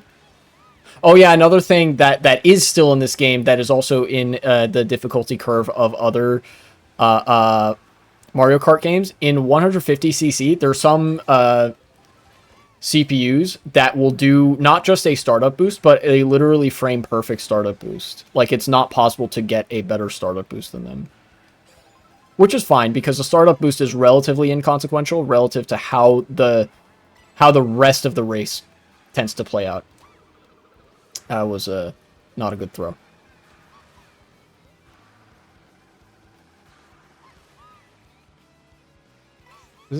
I guess this is Great Block Ruins. I was going to say, this feels like DK Jungle a little bit.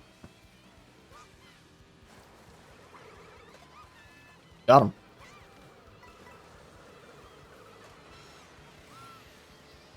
Whoa!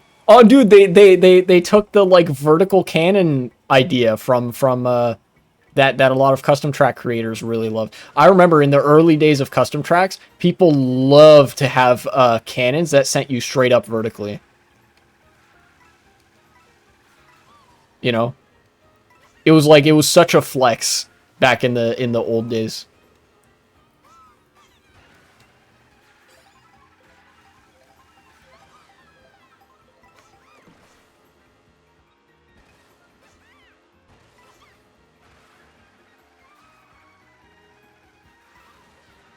I'm in a pretty good spot here, having the items that I have.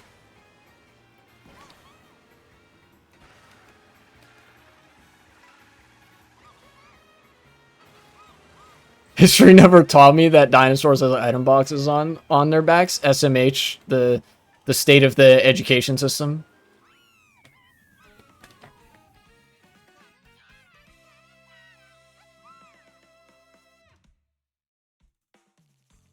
Nice.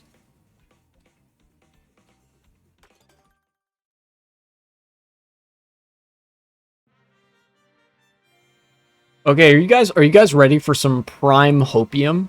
He shook the booty. Yeah, that's true. I saw him do that, I think, for a quick second the other race. That's true. That is queen shit. Very cool. Thank you, Nabbit. And the big wheel. I'm a big supporter of just putting the big wheel car in the, like, in, like, Mario Kart games. Birdo unlocked. Cool.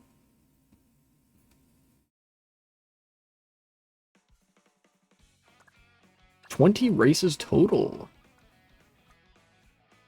Cool. Well, I've already driven a total of 100 kilometers in this game.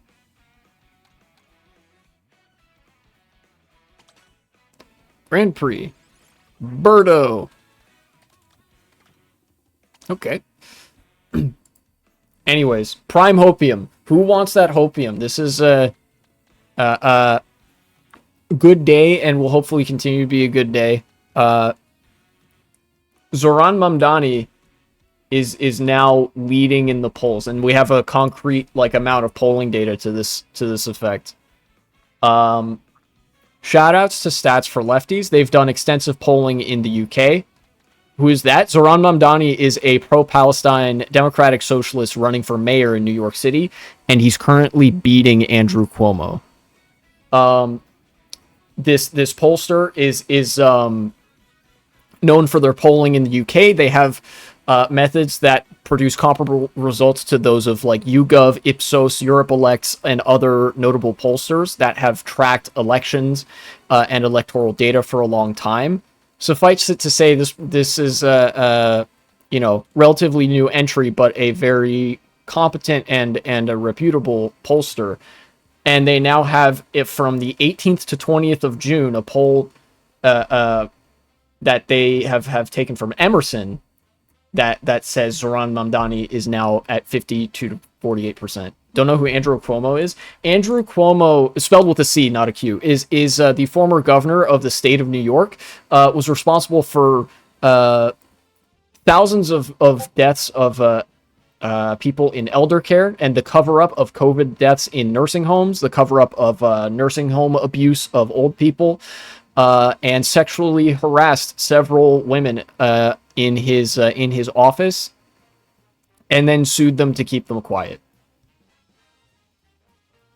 And is also funded by billionaires, same billionaires that support Trump, etc., etc. You know the deal. Every billionaire is evil, and they love Andrew Cuomo. And Zoran Mamdani is like an e-boy socialist. And he wants to freeze rent prices. And he's winning! Seriously, it's like New York is the I'm gonna be Pianta. New York City and New York State particularly is like the center point of all the like Democrat insider power.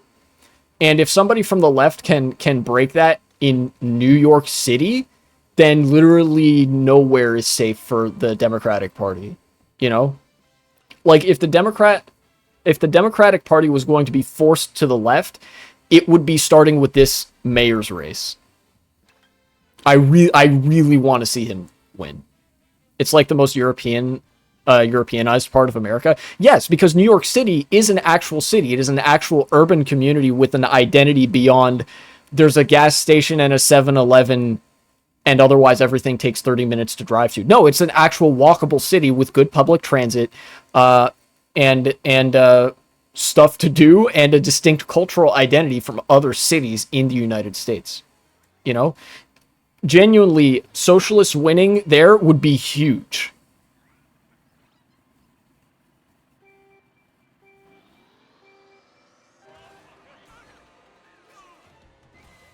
Oh, is this from one of the arcade GP games? And in either case, I'm actually going to phone bank for him later today.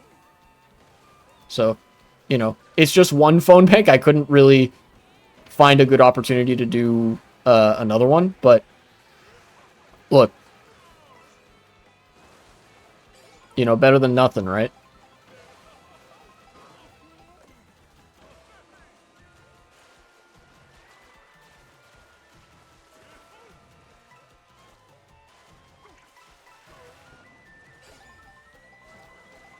Standard card doesn't control all that well. Or maybe I'm just bouncing around too much.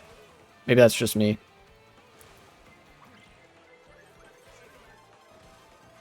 Oh, cool. More coins. I'll take those.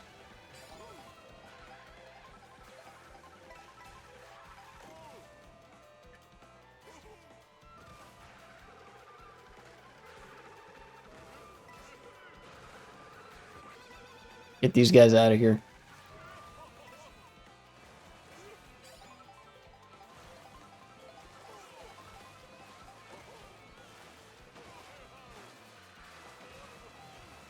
Alright. Use these mushrooms to get me up there.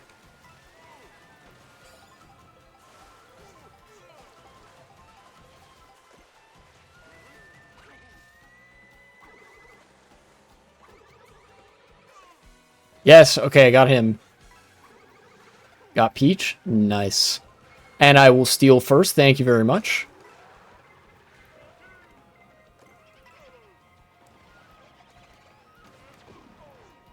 Oh, nice. I was still in the boo, and it actually helped me dodge the blue shell there. That's pretty cool.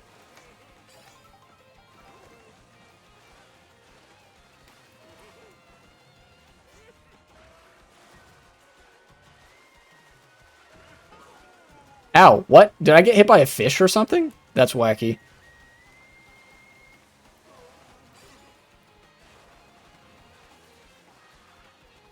No, what? That's off-road? Lame. Okay. That kind of helps me, I think. Or maybe not. Eh. Too much in first, not really getting to see some of those new items, so if you could throw, that'd be nice. Say no more. I just threw and got second. Dang. How many... I think we've seen most of the new items, right? We saw the gold shell. We saw the fucking DoorDash items. We saw... What else? There have been other items, I think, just not that many.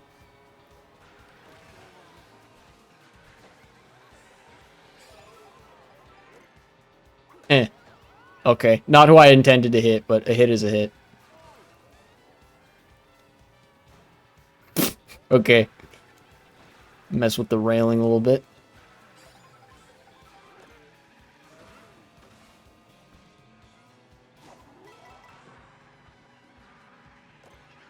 Oh, ring shell. Very nice. Oh, what? That's kind of crazy. It, like, actually collided with the red shell.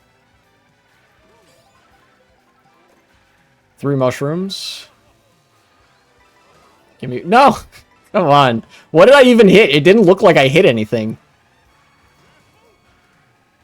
Maybe the piranha? Oh, but it might have been the, like, piranha somewhere. I don't know.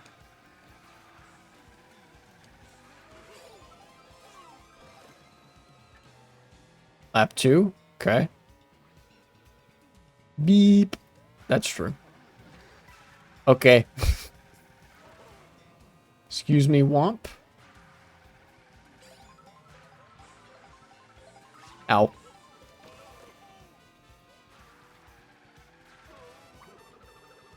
Ah, please hit. Yes! Nice. It's gonna take me probably forever to get used to, the items automatically trailing behind you.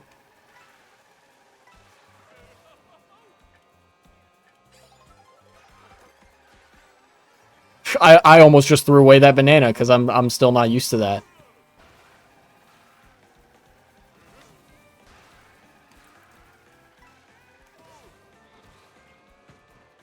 Oh, you really wanted it, huh? Damn.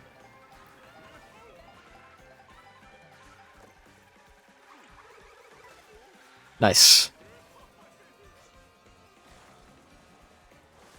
Whoa. This is crazy looking.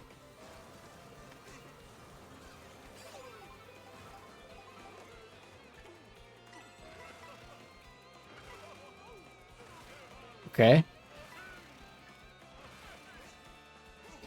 Favorite and least favorite part of the game so far.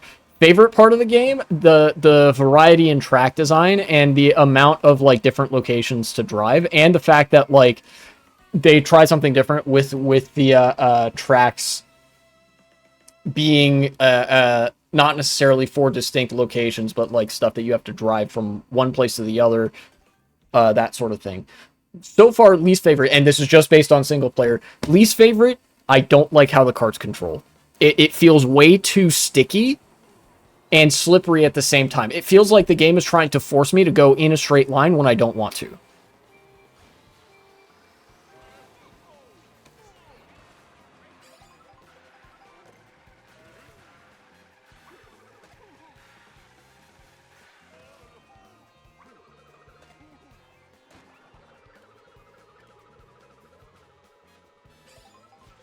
Definitely that is my least favorite part. Maybe it's just you're super used to the old Mario Kart feel. That could be it. That could very well be it. But legitimately, I feel like the game doesn't control as well. You know, not just that it controls differently. You know, it could be different given time, but like genuinely, it feels like I have less control over my kart than I would in Mario Kart 8 Deluxe or Mario Kart Wii. Like, there's sometimes the game just doesn't want me to turn, and as a result, if I drift, I can't turn. You know? Whoa, whoa, whoa, whoa, whoa, whoa. very not familiar also with adjustment hops, whether they are necessary or not, like if I can do them at all. Again, it could very well be like a mechanics thing, but as time goes on, it just doesn't feel great.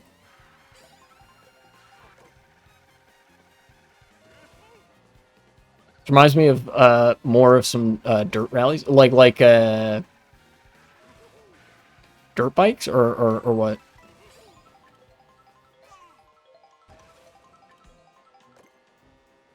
Oh, is this a ramp? This is. Okay. Oh, is this gonna be like Boo Lake or something? That'd be cool. Oh, bike tours. Yeah, yeah, yeah, like BMX or something.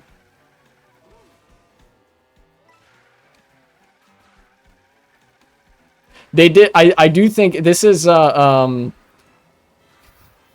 you could say it's good because like it's good game design because like oh wow, you know, references to real world racing culture and racing economics and whatever. But the fact that they made DoorDash an item, like that just kills me. You know? That's an opportunity to rail ride right there. Ooh, conveyor belt.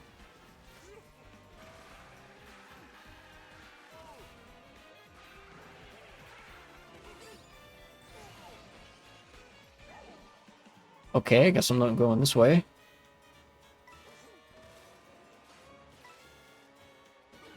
No, what? I thought I'd be able to drive straight onto that other railing. Oh well. Maybe more like the Tour de France? Okay, yeah, I see what you're saying. Yeah. Next race. This is Dry Bones Burnout. Burnout? Modern day workforce reference?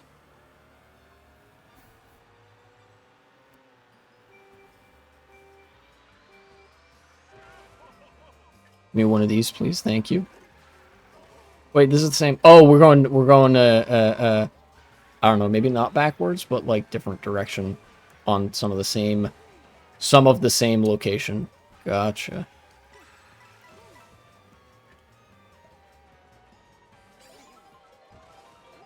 Okay. Whoa, okay.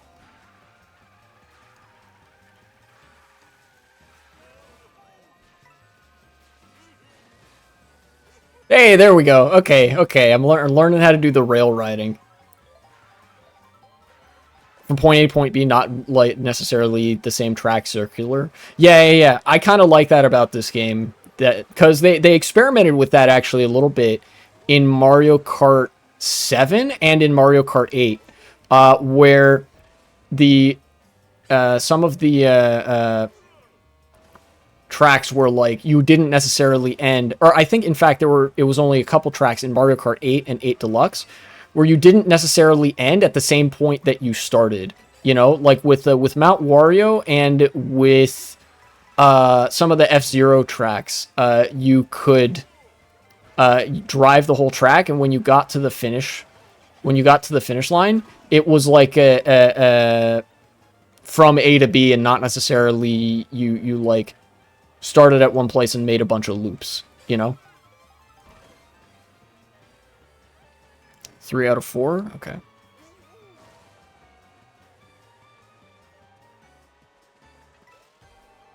Is this rail riding? Yes, it is.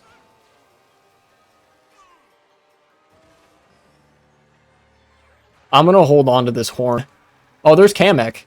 See, we've seen some new items. We've seen plenty of new items. Oh my god, there's big, giant things on the road. Okay.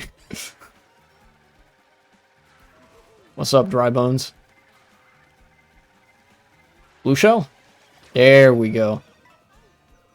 Very nice. Oh my god! Okay.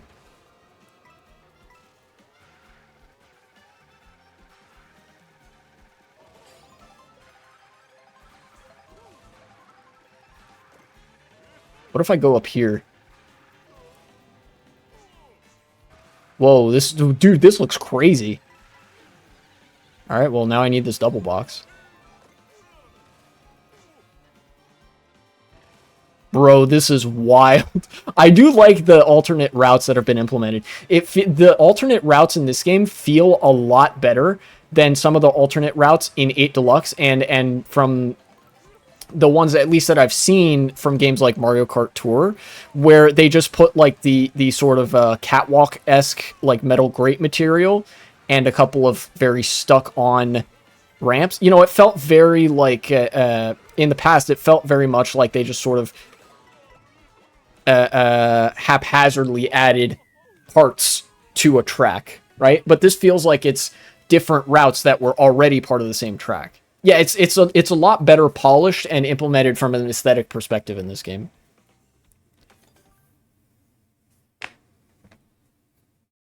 Also, that was really seamless. These are pretty seamless transitions between one track and another, where like you start on the highway and then the highway is like the first half or the first 2/3 of the track, and then the actual track itself is the last bit.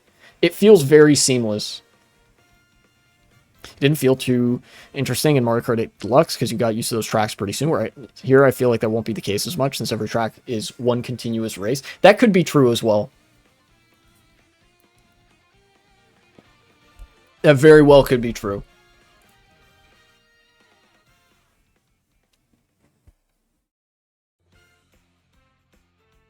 Congratulations. Oh, that was only the Leaf Cup. Oh. Okay, I've got one more cup to complete.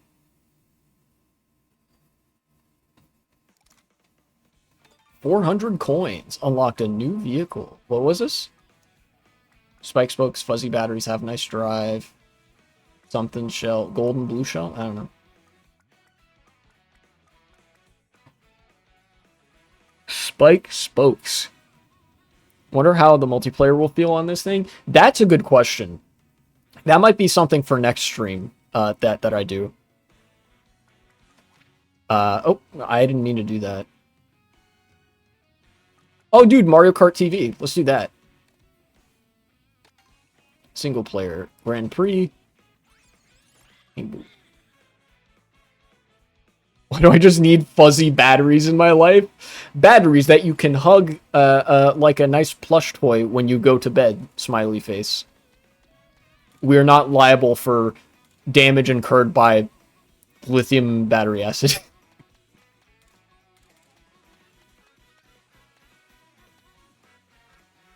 Wiggler, Monty Mole. Waluigi is peak? True. Where is Waluigi? He's right here. There we go. Oh shit, he's snapping like a New York gangster or some shit?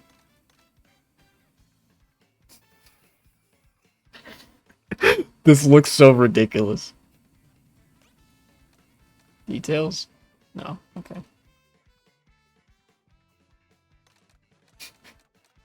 You look ridiculous.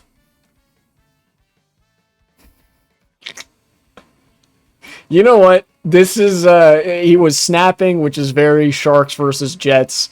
This is very much, like, inspired by that time period. Fuck it. Wait, actually, I should see what the stats are on this thing. Okay, it sucks. Great, thank you. Guess that answers the questions if there being stats. Yeah, there are stats. Character stats, I think, are invisible, as they usually are.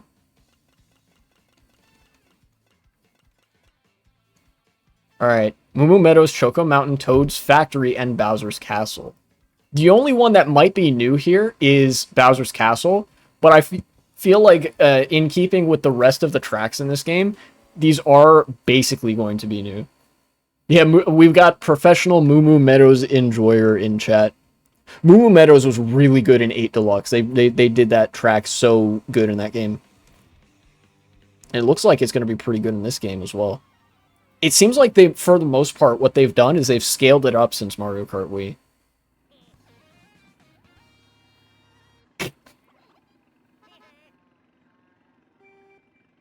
Did they? How? Like, the track itself feels a lot bigger relative to the cars. The turns feel a little bit less claustrophobic. I'm not necessarily like an expert in these games, but I am an expert in Mario Kart Wii, and I can tell you from experience that the track, especially the ending section in Mario Kart Wii, feels very small relative to the amount of cars driving and how big each car is, you know?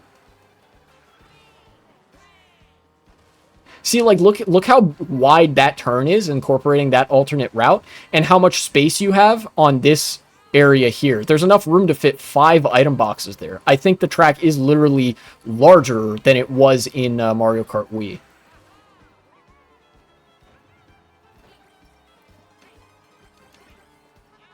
I couldn't get him. Nice old circular track. Yeah, they usually have one of those at the beginning of each cup. Got him.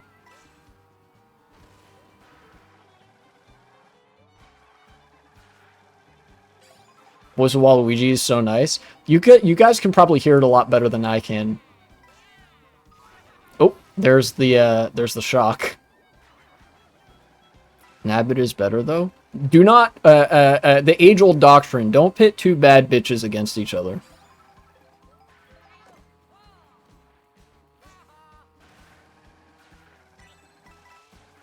The 2 bad bitches theorem, as it's known occasionally.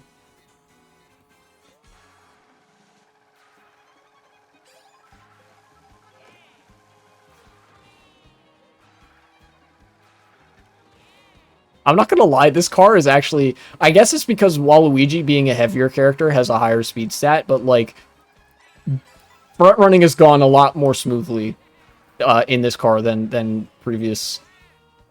Words said moments before disaster, etc., etc. I fully expect there to be a blue shell that just comes and ruins my day.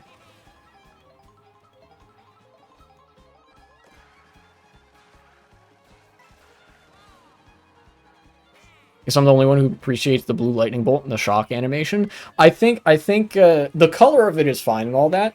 I just don't like the implementation of it, where you, instead of spinning out, you stop in place, and then you're not small for a very long time.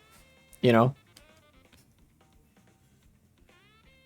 Like, the shock was kind of the great equalizer in Mario Kart Wii.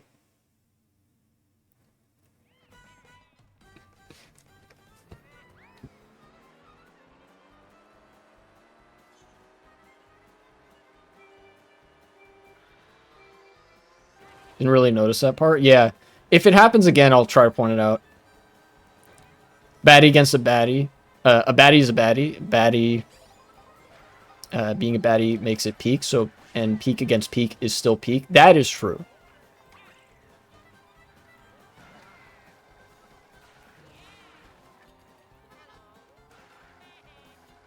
Haven't played online yet, so how much of an equalizer... does it need to be in this game? That is a fair point. I haven't played online. So... He fucking reaches up and kicks it. That's great. Thank you, Waluigi. Very cool.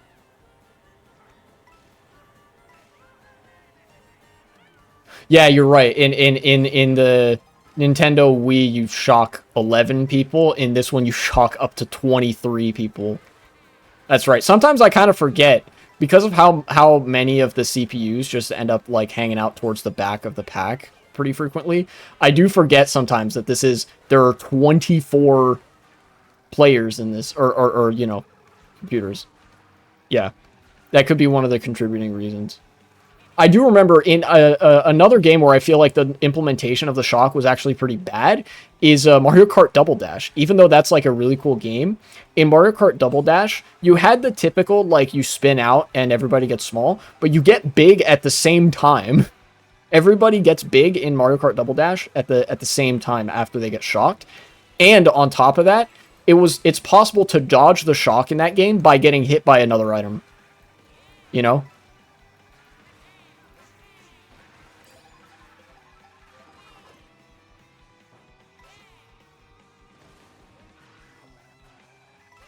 Oh, dude, the mud is slippery. I get it now. I barely didn't get hit by that.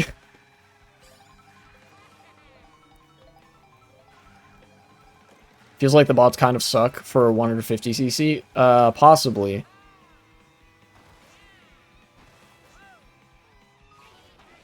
See there. It's kind of hard to see because it got me in midair.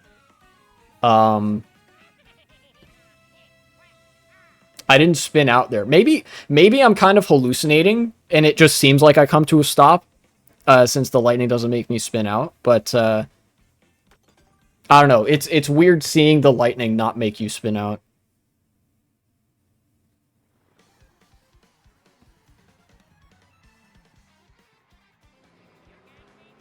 Third race. Let's go. Oh yeah, Toad's Factory.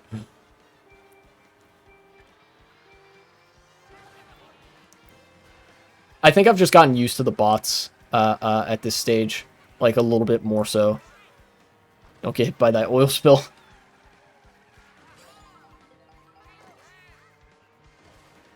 I'm in the mud. Get me out of the mud, please. Thank you. If there's 200cc in this game, we'll see how the bots adjust to that if they do.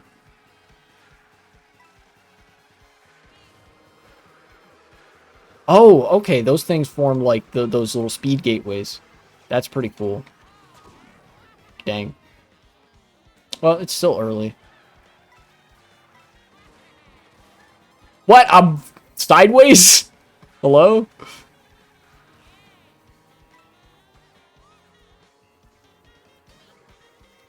I didn't expect that to interact with me like that. Okay. That's crazy. Now being in 12th is a middle of the pack position. That's wild. I don't know if I'm ever going to get used to that. It is cool, though. Ow. Ow! He's just alternating between hitting me and I think it was Toad or something with that red shell. They really let you breathe, I feel like. Yeah, the tracks are doing a really good job of, like, letting me breathe. It's just sometimes the game isn't. You know? I think I've mostly got a handle on the drifting controls. I feel like I was, like... Maybe I'm used to pushing too many buttons or something. I don't know. That if that's the case, then that might actually point to another thing that I'm not usually huge on with newer games, which is they try to streamline things a lot to such an extent, not only that it makes it easier for people to get introduced to the game, but it makes it harder for people to like do some cool shit in the game. I don't know. Oh, they removed the lake. There's no more lake there. That's kind of wild. Current rating of the game. Super Mario Kart to Mario Kart Wii 1.0 to 7.0. I don't know. I haven't played enough of the game to like comprehensively compare it to other Mario Kart games. I think thoughts on Iran. Kasods, welcome to chat. Just a sec. I think I don't know yet out of 7. Yeah, that's my rating. I don't know yet. Thoughts on Iran? My thoughts are that America is evil and you know, Israel is also evil, and like we shouldn't be bombing Iran because it's literally just the Gulf War 3. Have we learned fucking nothing from the Gulf War 1 and 2? Can't wait for the mission accomplished banner and diagrams of Saddam Hussein or Khomeini or whoever the fuck lying in the soil underground or something. Those are my thoughts. Pretty bad when you just kind of unilaterally decide, like, yeah, let's bomb this other country and like their nuclear facilities and whatever, because that's a lot of civilian infrastructure as well. Like, you know, you shouldn't bomb other countries. Extremely hot take, I know. Especially when they're trying to develop more like nuclear energy. I know I did miss the potential food items. You think they should have the capability to produce nuclear weapons? Actually, yes. I do think that. I think that, you know, countries should be allowed to pursue their nuclear programs Nuclear proliferation generally is bad, but if you have a country like the United States and Israel breathing down your neck constantly that have shown willingness to bomb you regardless of whether or not you're actually producing nuclear weapons, then, like, yeah, you're justified in, like, ramping up that weapons program. And Iran was doing that very, very slowly. Like, a lot of the news outlets in America have been on the, like, Iran is weeks away from having a nuke. They've been saying this since 2003, since before the Gulf War in Iraq. And it hasn't happened once. The IAEA has been let into Iran, and they have released reports about how it's been like, oh, it's concerning that they're developing their weapons program because this has implications for proliferation. But thus far, Iran has only been able to and has enriched uranium capable of, like, fueling a nuclear power plant, you know, which is electricity. America bombed zero civilian infrastructure. Gonna need a source on that one that does not come from the Trump administration. Gonna be real with you. Because America may not have directly been involved, but, like, we have announced our support for Israel in this matter, and Israel directly bombed several neighborhoods, residential areas in Tehran. Don't know what you'd call that other than civilian infrastructure. You know, how would you feel if somebody bombed New York, right?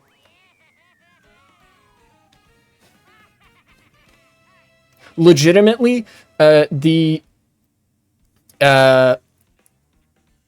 Al-Qaeda or fucking, not Al-Qaeda. Well, yeah, I think it was Al-Qaeda, funded by the Saudi state government. Like, targeting the World Trade Center on 9/11 was less of a civilian infrastructure target than what Israel and the United States did to Iran recently, which is that we bombed neighborhoods. It's still civilian infrastructure. It's just less, you know, on the scale of what constitutes civilian or, like, not civilian. It's slightly less on that scale. Again, not to pit two bad bitches against each other here, but the U.S. is currently winning the war on terror because we're better terrorists, is the thing. Netanyahu in 2012, 15, 17, and 18. Yeah, Netanyahu and Israel have wanted this shit for a long time. Constantly broke UN watchdog guidelines. I have acknowledged this. I literally just said that. You're literally not listening to the things that I'm saying. Source BBC. You know what? You got me there. That's not the Trump administration, although I will point out that basically every news outlet as well has been very complicit in saying, like, yeah, Iran, very concerning. Iran is developing nuclear weapons. Maybe there is a reason to fucking invade another country. Dog, I thought we were done with invading other countries.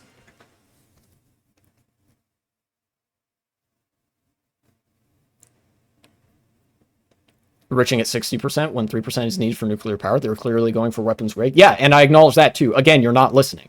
They are going for weapons grade. They're not at weapons grade yet, but currently they are developing that. They don't have weapons grade uranium yet. They currently only have energy grade. West is much safer after the US's operation. Guess again, chucklefuck. No, we are absolutely not. The only thing that the West achieves by creating a hostile environment in the Middle East is potentially proliferating that hostile environment towards ourselves, you know, back home. Because I know you don't actually view Iranians or people in the Middle East as people, because you're clearly okay with bombing civilian infrastructure. You'll make excuses for it. So I'm going to try to approach this from the perspective of America, or the West generally. What happens when the United States and other Western countries do military adventurism in the Middle East, whether or not it's on behalf of Israel, is it comes back to bite us. Funding Al-Qaeda, or what used to be, what are now the Taliban, what used to be the Mujahideen, funding various non-state terror groups has consequences that directly impact the West, right? Especially because, like, of the state connections that we have as well. We are allies with the Saudi government. The Saudi government funds Wahhabist programs, many of which are terror cells.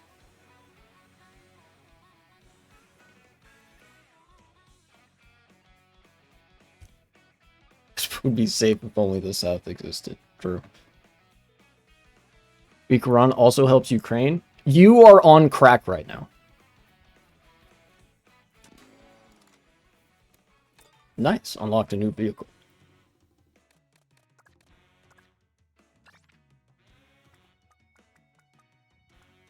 But guys, no, you don't understand. Military adventurism and bombing children in the Middle East is totally necessary for the safety of the West, because otherwise we were under imminent threat of like something. There we go. Borrow that shit. Yeah, yeah. Let me get a hit of that. You know, since you got the good shit, clearly. Glided 6 kilometers. 4 and 500 tricks.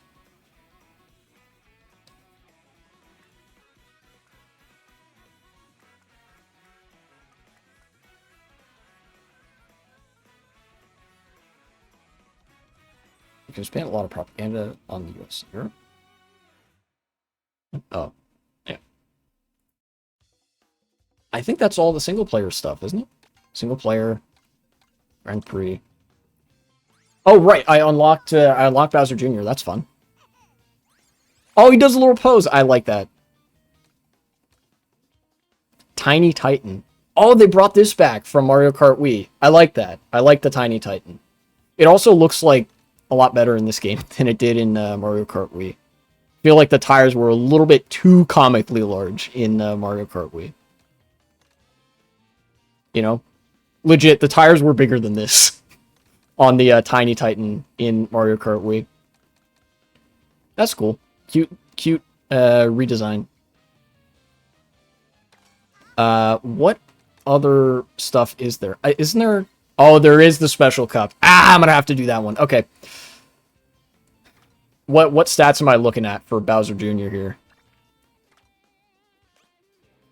Speed, acceleration, weight, handling. I don't know. Oh, these are two different characters, the different outfits here. Interesting. Okay.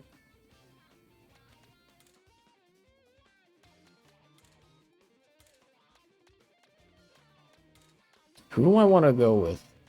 Probably retarded leftists in America support the terroristic Islamic regime in Iran more than the people of Iran. Ha ha ha. It's ridiculous but hilarious at the same time. Well, you clearly don't support the people of Iran because you're okay with bombing them. At no point did I say that the regime in Iran wasn't repressive. It is. It is repressive and authoritarian. However, it is capable of acting more rationally with respect to its immediate surroundings in a geopolitical sense than the United States. And even if we're talking about, like, fucking Russia, like, I don't think it's a good idea to just go and bomb another country. U.S. didn't bomb a single civilian. Yeah, because we outsourced that shit to Israel.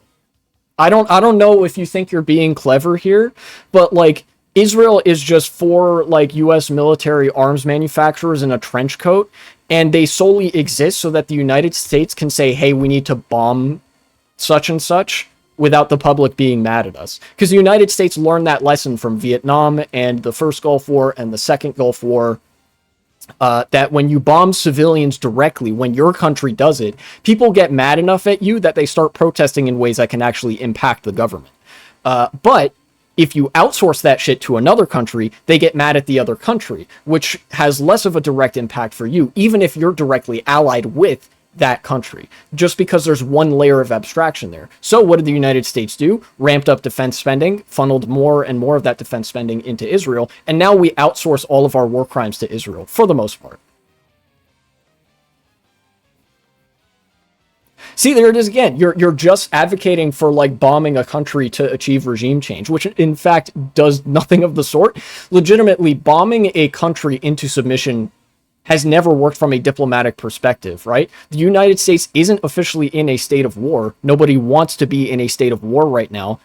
Iran has been way more measured than Israel with respect to either escalating or not escalating in the Middle East. Legitimately worked well in Japan. Dog, did you not fucking hear the part where I said we are not in a state of war?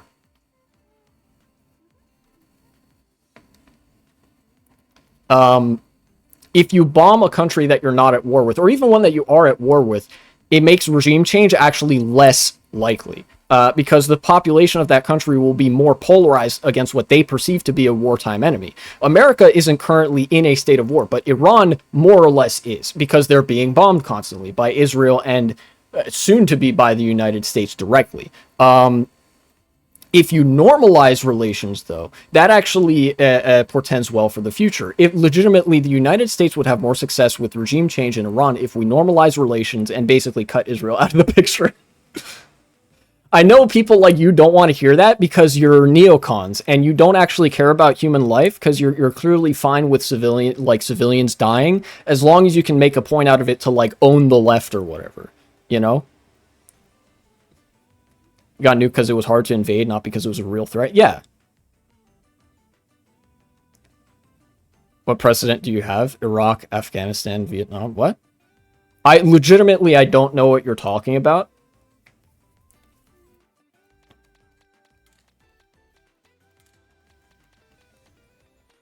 I don't know what you're on about. Guess I could be Bowser Jr. Said not at war, specifically when I referenced Japan. Yeah, you said, oh yeah, I worked for Japan. We were at war with Japan. We're not at war with Iran.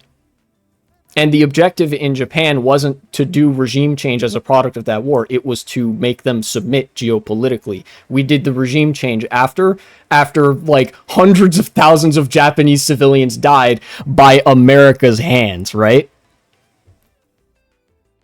Dog, all the examples you're citing are fucking failures.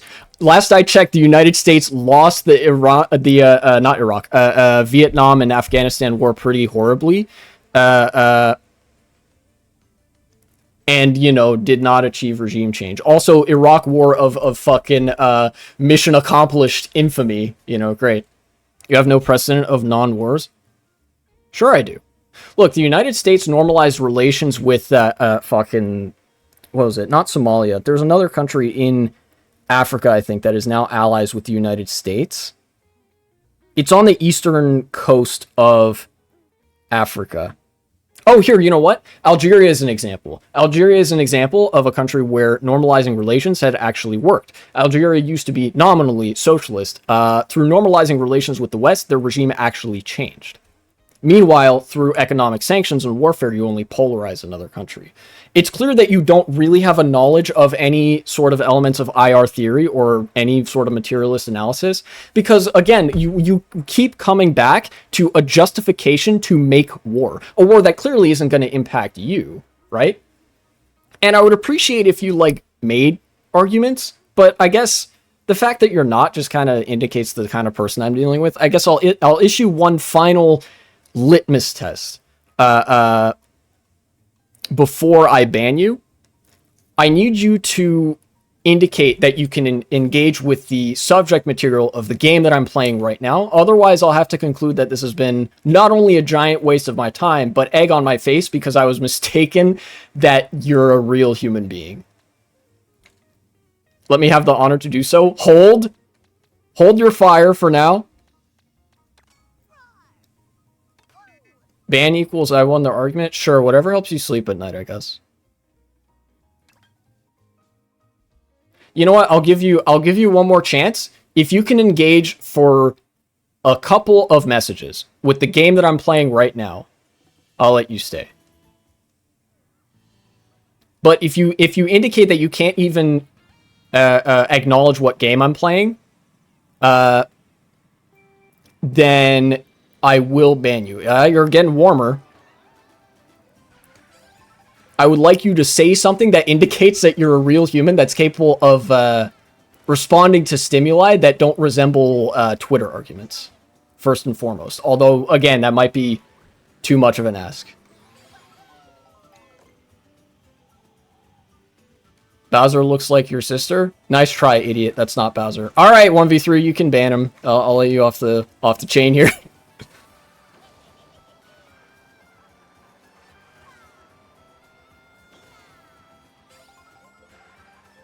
Have fun in the Shadow Realm.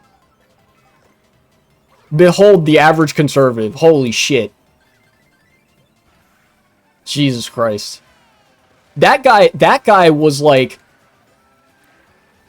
Every accusation is a confession, man. I fucking swear to God, dude. That guy was so bloodthirsty for the blood of Iranian civilians. God, I can hear all the Fox News segments that guy watched.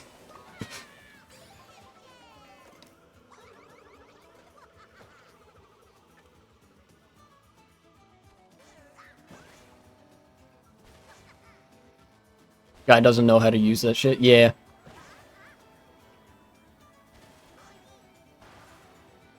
People love to talk about how you're uneducated when they just found a new way to justify, like, mass casualty events. And be like, you fucking moron, this horrid thing that's having, like, disastrous consequences for the people of the region, that's good, actually. You absolute idiot. Have you never considered that actually Israel is based or something? I don't know. Should be thirsty for some fucking books so he knows how to write. True! Yeah.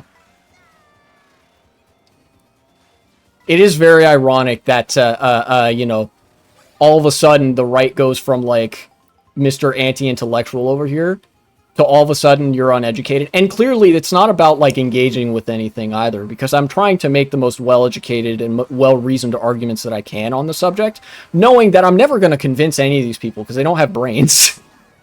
You know? Again, genuinely, I don't think that guy was a real person.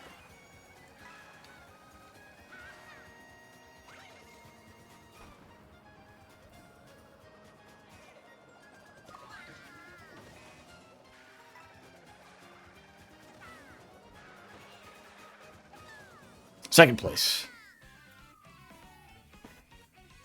For real, that man was probably planning ahead for 2 hours beforehand. Yeah, it's entirely likely that that guy's whole life is Twitter arguments, which is really sad. Because I'll acknowledge that, like, it's a struggle right now. You know, I've got a part-time job and I'm looking for work, but, like, it's hard to find stuff and whatnot. And there's not always, like, open spots to volunteer at the food bank, you know? But, like, holy shit. To be typing that fast, by the way. I don't know if you guys noticed how fucking fast that guy was typing. You have to be way more of a loser than I could ever, like, imagine. Legitimately, like, something that would be out of a you know, the South Park parody of what gamers are like. Do you guys know what I'm talking about? You know, and that's what I wanted to highlight in that other video that I made about the sort of critique of almost like meta alienation, where, like, you got a lot of people that are clearly losers, not even necessarily in a derogatory sense, but like in the sense of their life kind of sucks, and that's, you know, that's common to a lot of people. A lot of people have kind of shit life right now, which is unfortunate. Right? But then, like, they lack a social venue to even express any frustration about how bad their life is, or like, that they, you know, I don't know, that they have no friends or something. So they'll come into my fucking Twitch chat and vent it here. And I guess to that end, sure, I'm glad that, like, that person was able to, like, forget some of the stresses of daily life or whatever, but it's just really sad. Because that's kind of it's an engine that radicalizes people to the far right. You know?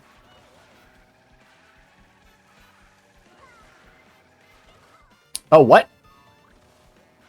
Oh, okay. I didn't realize I was lapping some people. I think I realized too late that I had to take a turn there.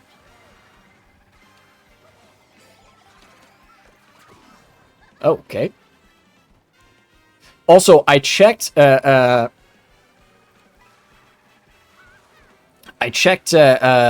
time with that feather. I think the feather generally just doesn't give you a trick boost in this game. So that explains what happened earlier.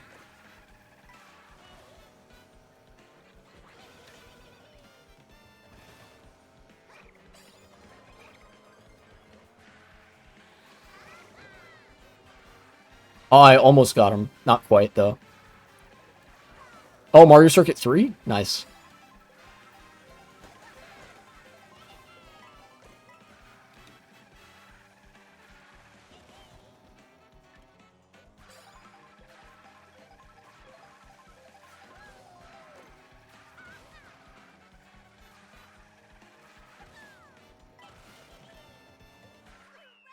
Nice.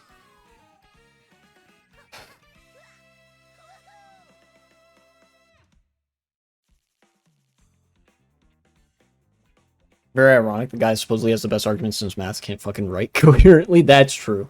Yeah, the kids are illiterate, unfortunately. Given the average demographic of people on Twitch, that he's probably like 14.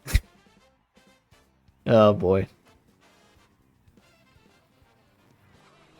It's like taking water buckets out of the rising ocean that wants to float your home. Yeah.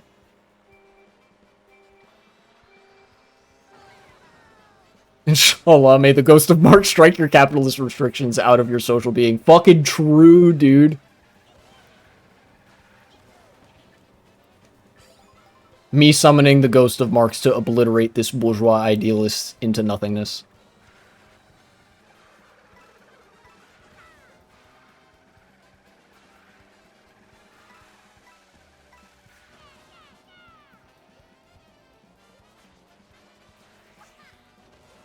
Okay, I guess that does something if you aim it to the side there.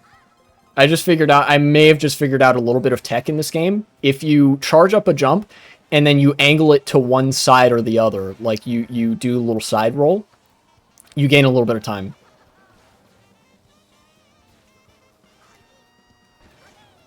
Oh, that's cool. I did it. Hammers! Get that guy. Yeah, I got him! Okay, so you get 3 volleys of the hammers. No, I missed it. Dang it. It didn't look appreciably different enough from a coin when I first looked at it.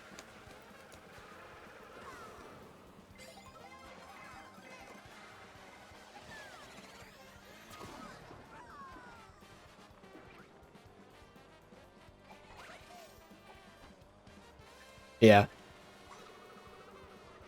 That feather doesn't really do much for you in the way of gaining you ground.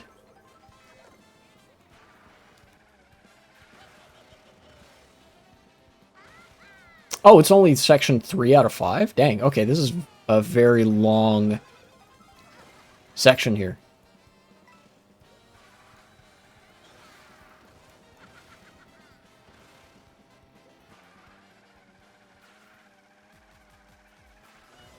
Ah, don't get hit by that. Okay.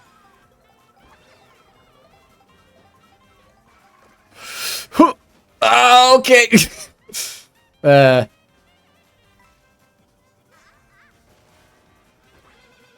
Get him out of here.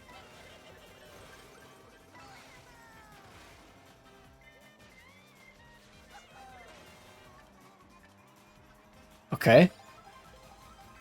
Final section. Hey, got him. At the cost of 2 green shells, but that was good.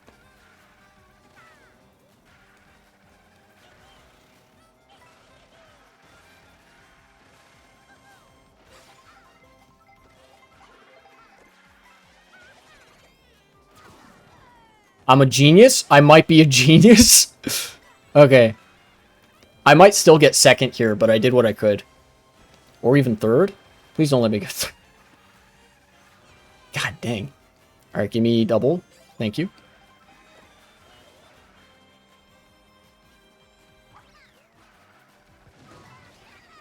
Oh, okay.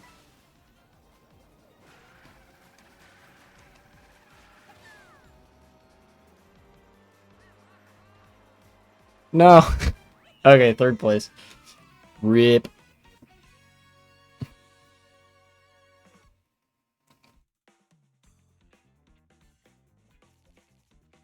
Oh boy.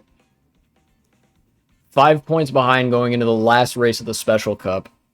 Rainbow Road! Alright. Let's see what Rainbow Road has in store for us. Oh, dude, we're gonna get the driving, like, lead up to Rainbow Road. That's gonna be really interesting.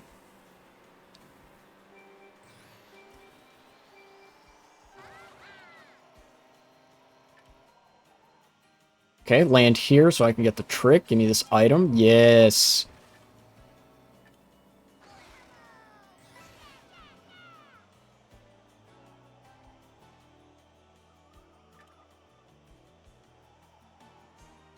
He's going faster than me, I think.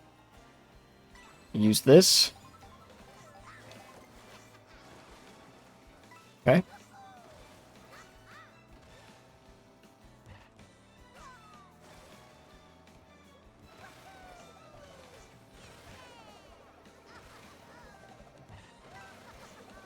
Okay.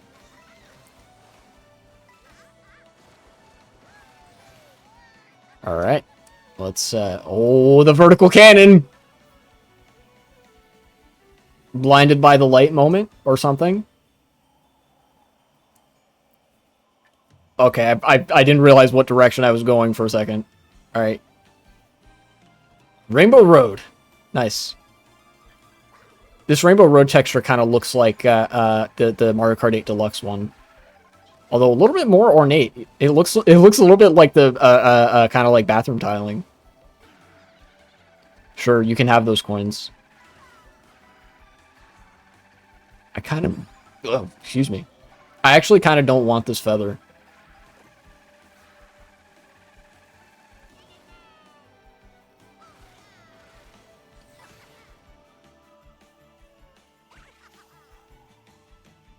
I'll land right here. So I can get the trick. Yes. Alright, good, good, good, good, good. This is a really big Rainbow Road. Oh my. Oh, is this all boost panels? I didn't even notice that. I guess I'll go this way. Doesn't look like there's too much of a difference.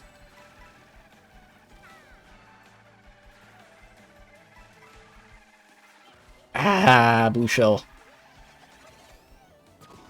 I tried to slow down in time to hit the boost panel, but it was not so. Okay.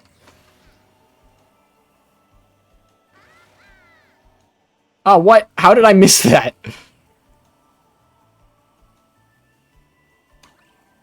Excuse me? That almost hit? Dang. I did not expect this.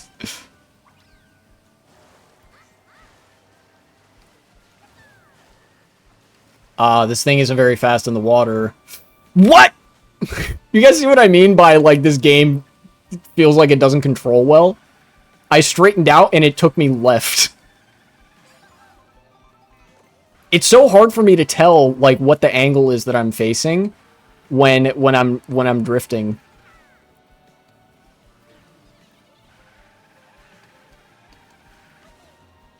I don't know if this is a shortcut. I think this is a little bit faster if I do that.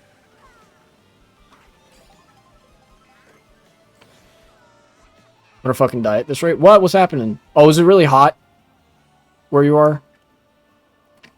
Where are we going? Okay, we're going there. Oh, shit. Get out of here, Waluigi. Uh-oh. I'm now vulnerable.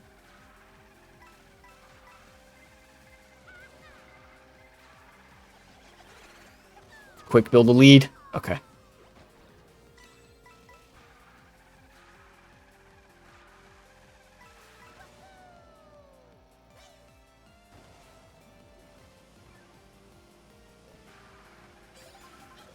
Oh, dude! It's the Mario Galaxy final level. I just recognized that. Ow. Nice green shell. However, I had a mushroom.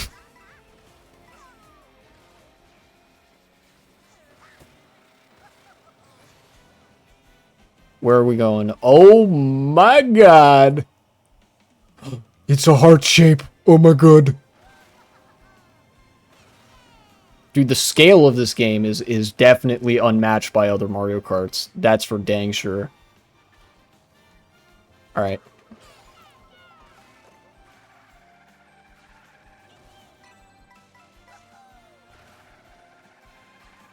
How many countries have you visited? True American only visited their states, or have you seen more of the world? Because I can't recall. Yeah, I visited a few different countries. Only one, like, consistently. When I was really little, we stayed in France for a little while, and then we visited family in Athens and then Crete in Greece. So I've been there. And then more consistently, we have gone to Morocco. Yeah.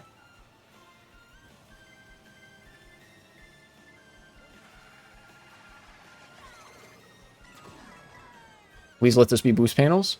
It's not boost panels. Okay. You mean this double item? Nice.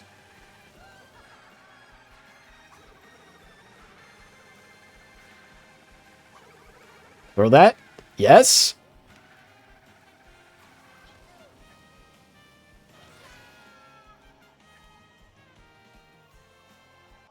Yay. I forgot. How could I forget? Yeah. But no, outside of France, Greece, and Morocco, I haven't really been to other countries. No, I still got second? Oh my god, dude. Come on. Ah. That's unfortunate. I've only really visited other US states. So let's see, Virginia, North Carolina, South Carolina, Georgia, Florida, Maryland, Delaware, Pennsylvania, New Jersey, New York. Haven't actually been anywhere north of New York. Michigan, Ohio. Yeah. Where else? California, I think. Those are the US states that I've been to. Oh, also Colorado and Nevada. I'm gonna give it one more go before stream ends, but have a good one. Get some food in you.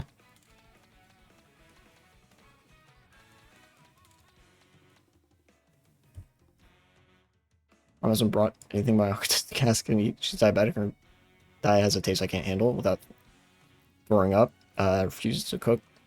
Okay, I don't care. Cook my own stuff. If you're starving for the past 2 days, bro.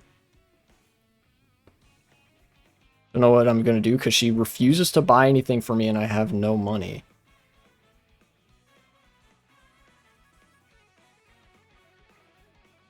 I'm sorry to hear that. I don't know if there's anything that I can like offer from my perspective.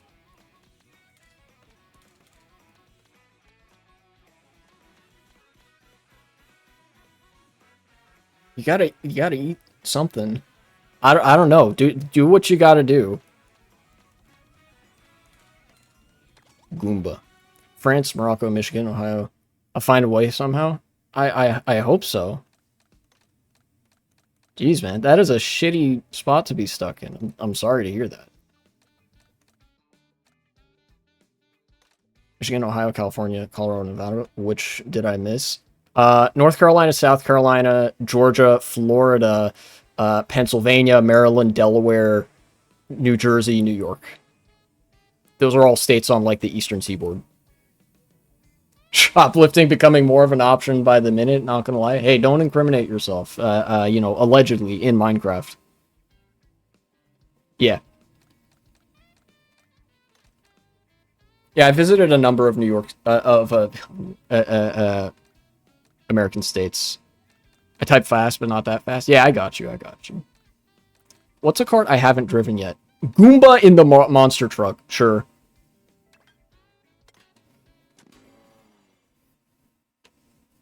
Georgia, state or country? State. Not the country. I've not visited the country of Georgia, just south of Russia. I have visited the state of Georgia in the south of the United States, just north of Florida. Only been present 3 countries in the world? Yeah, pretty much.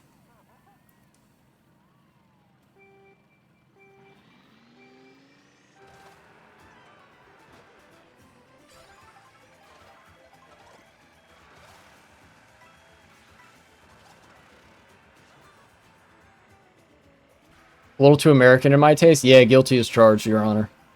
I am still pretty American.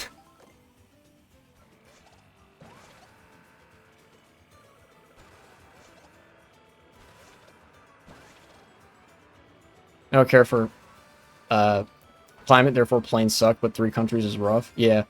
I mean, it's just like America is just so fucking huge, you know, is the thing. And like to go anywhere else, because I'm on the eastern seaboard. I'm very close to Washington D.C. We don't have trains in this country. And what few trains we do have allegedly are slower than automobiles. Legitimately, like being on a congested highway in traffic is still faster than the trains that are available in the United States. They're that bad. and they're that poorly maintained. None of them get anywhere on time. Even the worst train systems in Europe put our train systems to like absolute shame. So you can't really go anywhere within the country unless you drive a car or fly a plane or fly on a plane, and you definitely can't go anywhere outside of the country unless you fly on a plane. How much y'all trains suck? Probably be the thing I struggle with the most. Oh, believe me, that is a huge factor in how things are, like why things are as bad as they are in the United States, is because like there's no infrastructure to support any sense of community existing. That's why there's so many like fucking spread out exurbs where everybody hates their life and are reduced to the position of that guy earlier coming into my Twitch chat to like fucking whinge about some random bullshit instead of going outside, because you go outside and it's absolute nothingness. It's like grasslands for miles and you can't go anywhere unless you have a car. Because the nearest grocery store is like 6 miles away and not near anybody's house. Seriously, the big box store model of like shipping and distribution means that it is very rare that you get a supermarket or any meaningful sort of distribution of essential goods and services that's actually close to the residences of people who need that. Like legitimately, cities of the type that you have in Europe do not exist in the United States. Outside of New York, maybe Boston, and a couple of like random college towns in the Northeast, And that accounts for like at most maybe 15 million people out of 300 million in this country total. Gotta love making my favorite American explain why America kind of sucks ass. Yeah, dude, Americans don't fucking believe me when I say this. Like, they're like, yeah, we don't have trains, but, you gotta learn how to drive. No, I don't actually. This country needs to fucking shape up, dude. There's more to life than get in your car, drive 30 minutes, buy shit at Walmart, and then go home. Like, are you kidding me?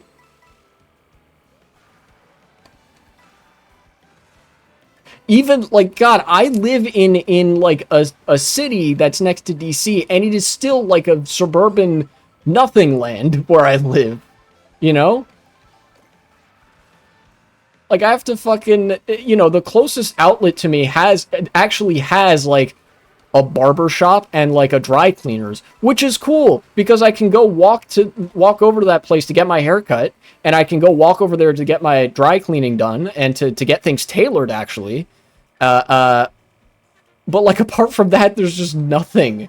And I have it better than most people in this country. But they're all like lumpins. They're all fucking, to borrow Marxist terms, they're all lumpen proles, so they don't believe me.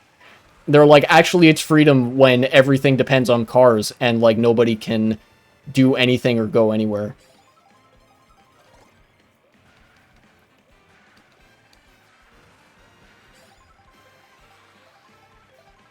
If I'm on my laptop in the train just watching this, yeah. And the only reason I know that, like, exactly how bad American trains are is because I've ridden a train in America. My parents weren't available this one time a few years ago to drive me over to my granddad's house. So they asked my granddad if he could meet me at a train station relatively nearby. To get to the train station closest to where I was, they still had to like drive me into DC, which was a relatively short drive, all things considered. It was like 20 minutes. And then like from there, they had to, I had to get on the train, and it was like 2 hours before I got to somewhere that was within the same fucking state. Virginia is like the size of maybe a middling, like geographically is maybe the size of a middling European country. Like it can't be that much smaller or larger than like Romania. And it took me 2 hours to get to this other city about halfway across the state by train. It's so bad. I can just walk down from my house to my supermarket, which is within like 50 meters. 50 meters. Oh, must be nice. Legitimately, even walking up to the grocery store is a stretch, and half the walk is just the parking lot at the grocery store. Like it's not just one grocery store near where I live. It's like a shopping center. It's like a series of big box stores, and the parking lot is about 4 times the size of the actual stores themselves, like the lot that it's sits on, and like it's about a 15-minute walk from my house up to, or maybe not 15. Maybe it's like a 10-minute walk from my house up to the lot, and then it's like a 5 to 10-minute walk from when you get to the lot to when you actually enter the grocery store. Like that's how bad it is.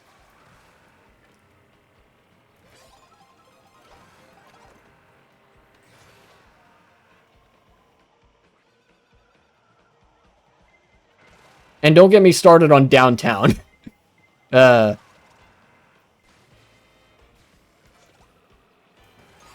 and by downtown I don't mean DC. I mean like one of the local downtown areas, like local urban hubs of this city. Even that is like um God, it's like a 20-minute bike ride from my house just to get there. And if you're walking, it takes something like 45 minutes.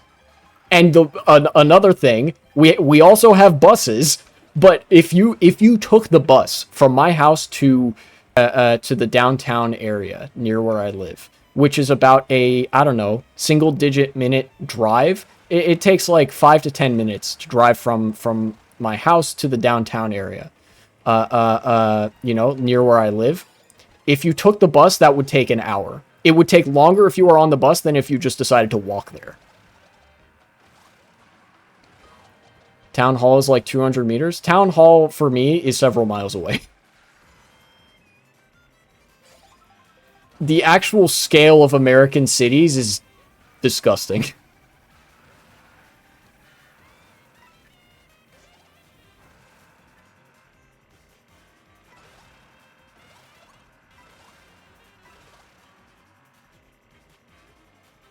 Our schools are 170, 567 meters. I actually, that's one respect in which I do live close to stuff. There's an elementary school close to my house. We live in the same neighborhood as an elementary school.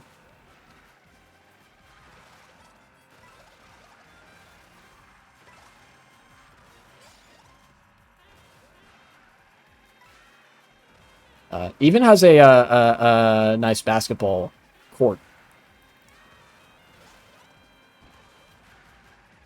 And then to get to the next closest elementary school, you have to cross a major highway. I'm not kidding. And I used to live next to that highway. I used to think that was normal. I used to think it was normal that you lived like right next to a major urban highway where cars were like constantly almost having accidents every day.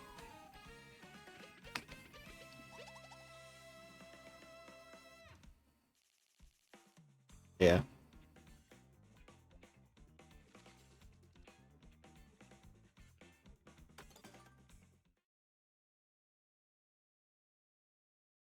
Lumfow? That's true. Maybe one day I'll have to take a look. I want to like um I want to actually, speaking of Google Maps, I want to take a look at like Google Maps or Google Earth or something and actually look at how far could you walk in about 10 to 15 minutes, right? Or maybe like 15 minutes. How far is that? And then just kind of draw like a circle, like a radius around the area where I live and see what all is close enough that I could actually walk there. Because even though I live in like a sort of urban area, it's not much.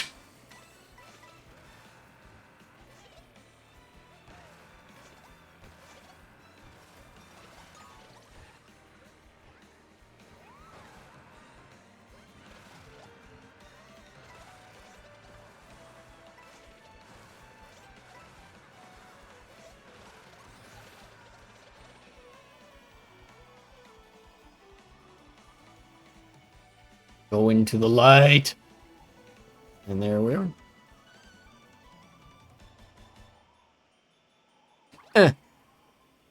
Somebody land on that. No! That would have been really funny if somebody landed on that.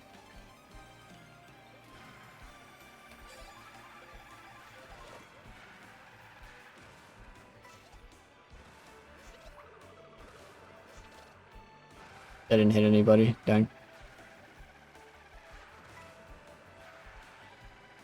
I would like a double item. Thank you. Mushroom? I'll use that here. It's a good turn to use it, probably.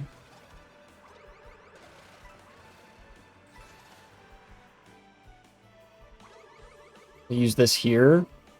One of them is going to probably get hit by a blue shell. Unless I pass them first, which might happen because he's going slow. Yeah, okay. I'll go this way this time. Pretty narrow escape there.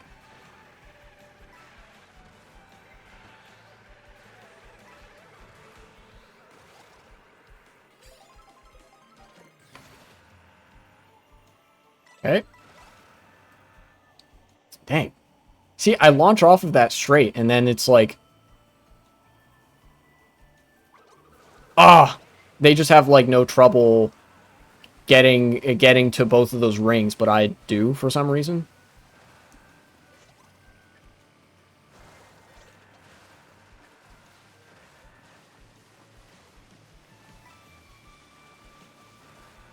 Okay, cool.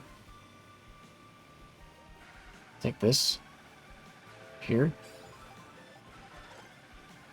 Oh boy.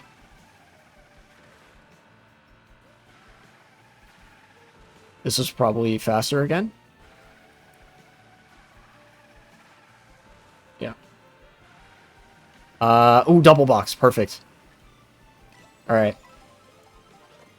Oh boy, there's a blue shell coming. I maybe have a little bit of time to build a lead here. Maybe.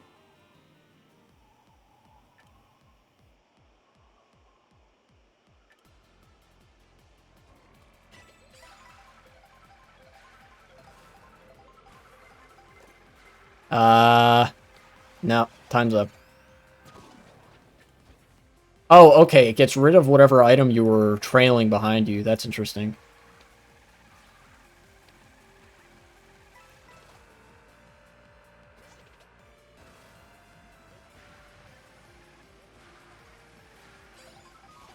Oh, shock.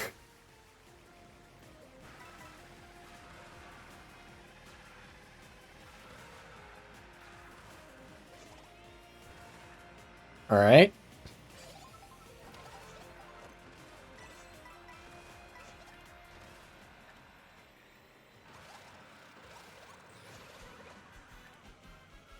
Oh, Piranha got hit off by something. I don't rightly know what. Okay, give me that. Come on. Yes! Get that blue shell out of here.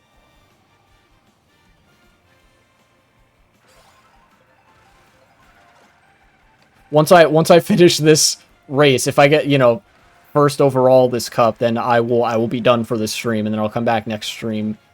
Either to revisit the Mushroom Cup and like do that on 150, or to like try to get 3 stars on all of them. And then if I do, once I'm finished with that, I can do multiplayer. And then that might be the new name of the game here. Maybe. 2 times stream as normal, W. That's true.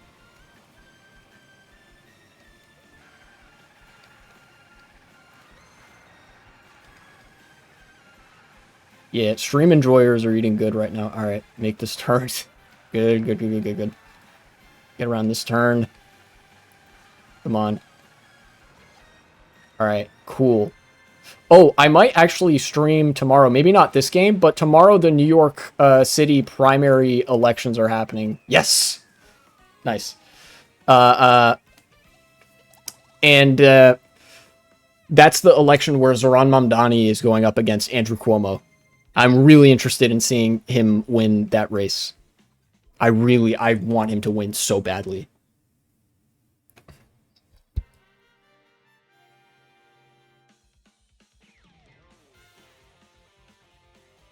Do you see people like Assads as entertaining or rather saddening? I see it as both. I do see it as entertaining. It definitely makes me feel a lot better about myself. Let me tell you, when somebody like that comes into chat, immediately asks, hey, your opinion on such and such, which is relatively innocuous at first. And then they start like blabbing on about how, oh, actually the pro-peace position is to bomb Iran into oblivion.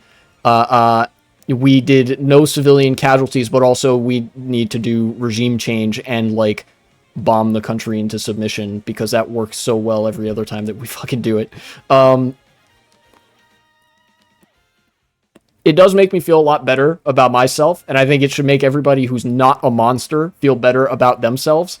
But it is also, on some level, it's like, man, that's kind of disappointing that fucking people turn out this way, and that there's like an engine of antisocial factors and tendencies that produces people like that. So, you know.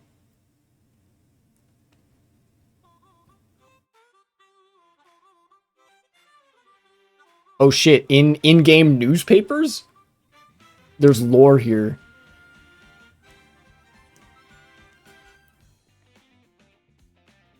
Oh, credits. Fun. All right. That's all the... Oh, wait. Let's see the MatPat. Oh, yeah, true. Yeah, he's gonna go fucking crazy with the theories there. I think you mentioned that he had already done some theories. Can't wait to see what they were. Let's figure out what vehicle I unlocked. Ribbit Revster. Oh, I like this. This car is cute. I like that. I like that. Only 3 hours to beat the game. Yeah. Only 3 hours. Actually, I didn't even fully beat the game. But yeah, that's about how long it would take. Because if you beat 150cc, it gives you credit for the other engine classes. He sadly stepped down. That's true. That's unfortunate. Yeah, we will miss MatPat. I think genuinely, I think that insofar as there's like an internet history book, MatPat is going to be a part of that. Because I feel like even if people don't know him, you can say, like, that's just a theory, a game theory, and people will get the joke. Alright. Is TWD 98 live? Bam! Shock dodge. No, he is not. I was trying to, like, look for other people who are streaming Mario Kart World, maybe. Let's see.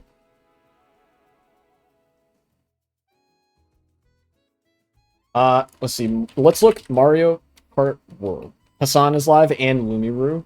They are indeed live. Oh, excuse me. If I don't see somebody that I think I would like to raid for Mario Kart World, then I'll raid Lumiru. It's been a little while since I have raided Lumiru.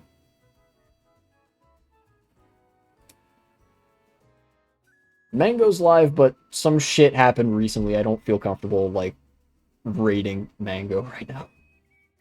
I really don't. Yeah, let's go visit Lumiru. / raid Lumiru. Yeah, Lumiru is nice. She's also, they, pronouns. They also are a theory nerd, sort of, sometimes, so I can make a theory joke, and that, like, they'll get it and be like, oh, haha. And that makes me feel nice. What's the lore? The Lumiru lore, or what? What, the, for Mango, did you mean?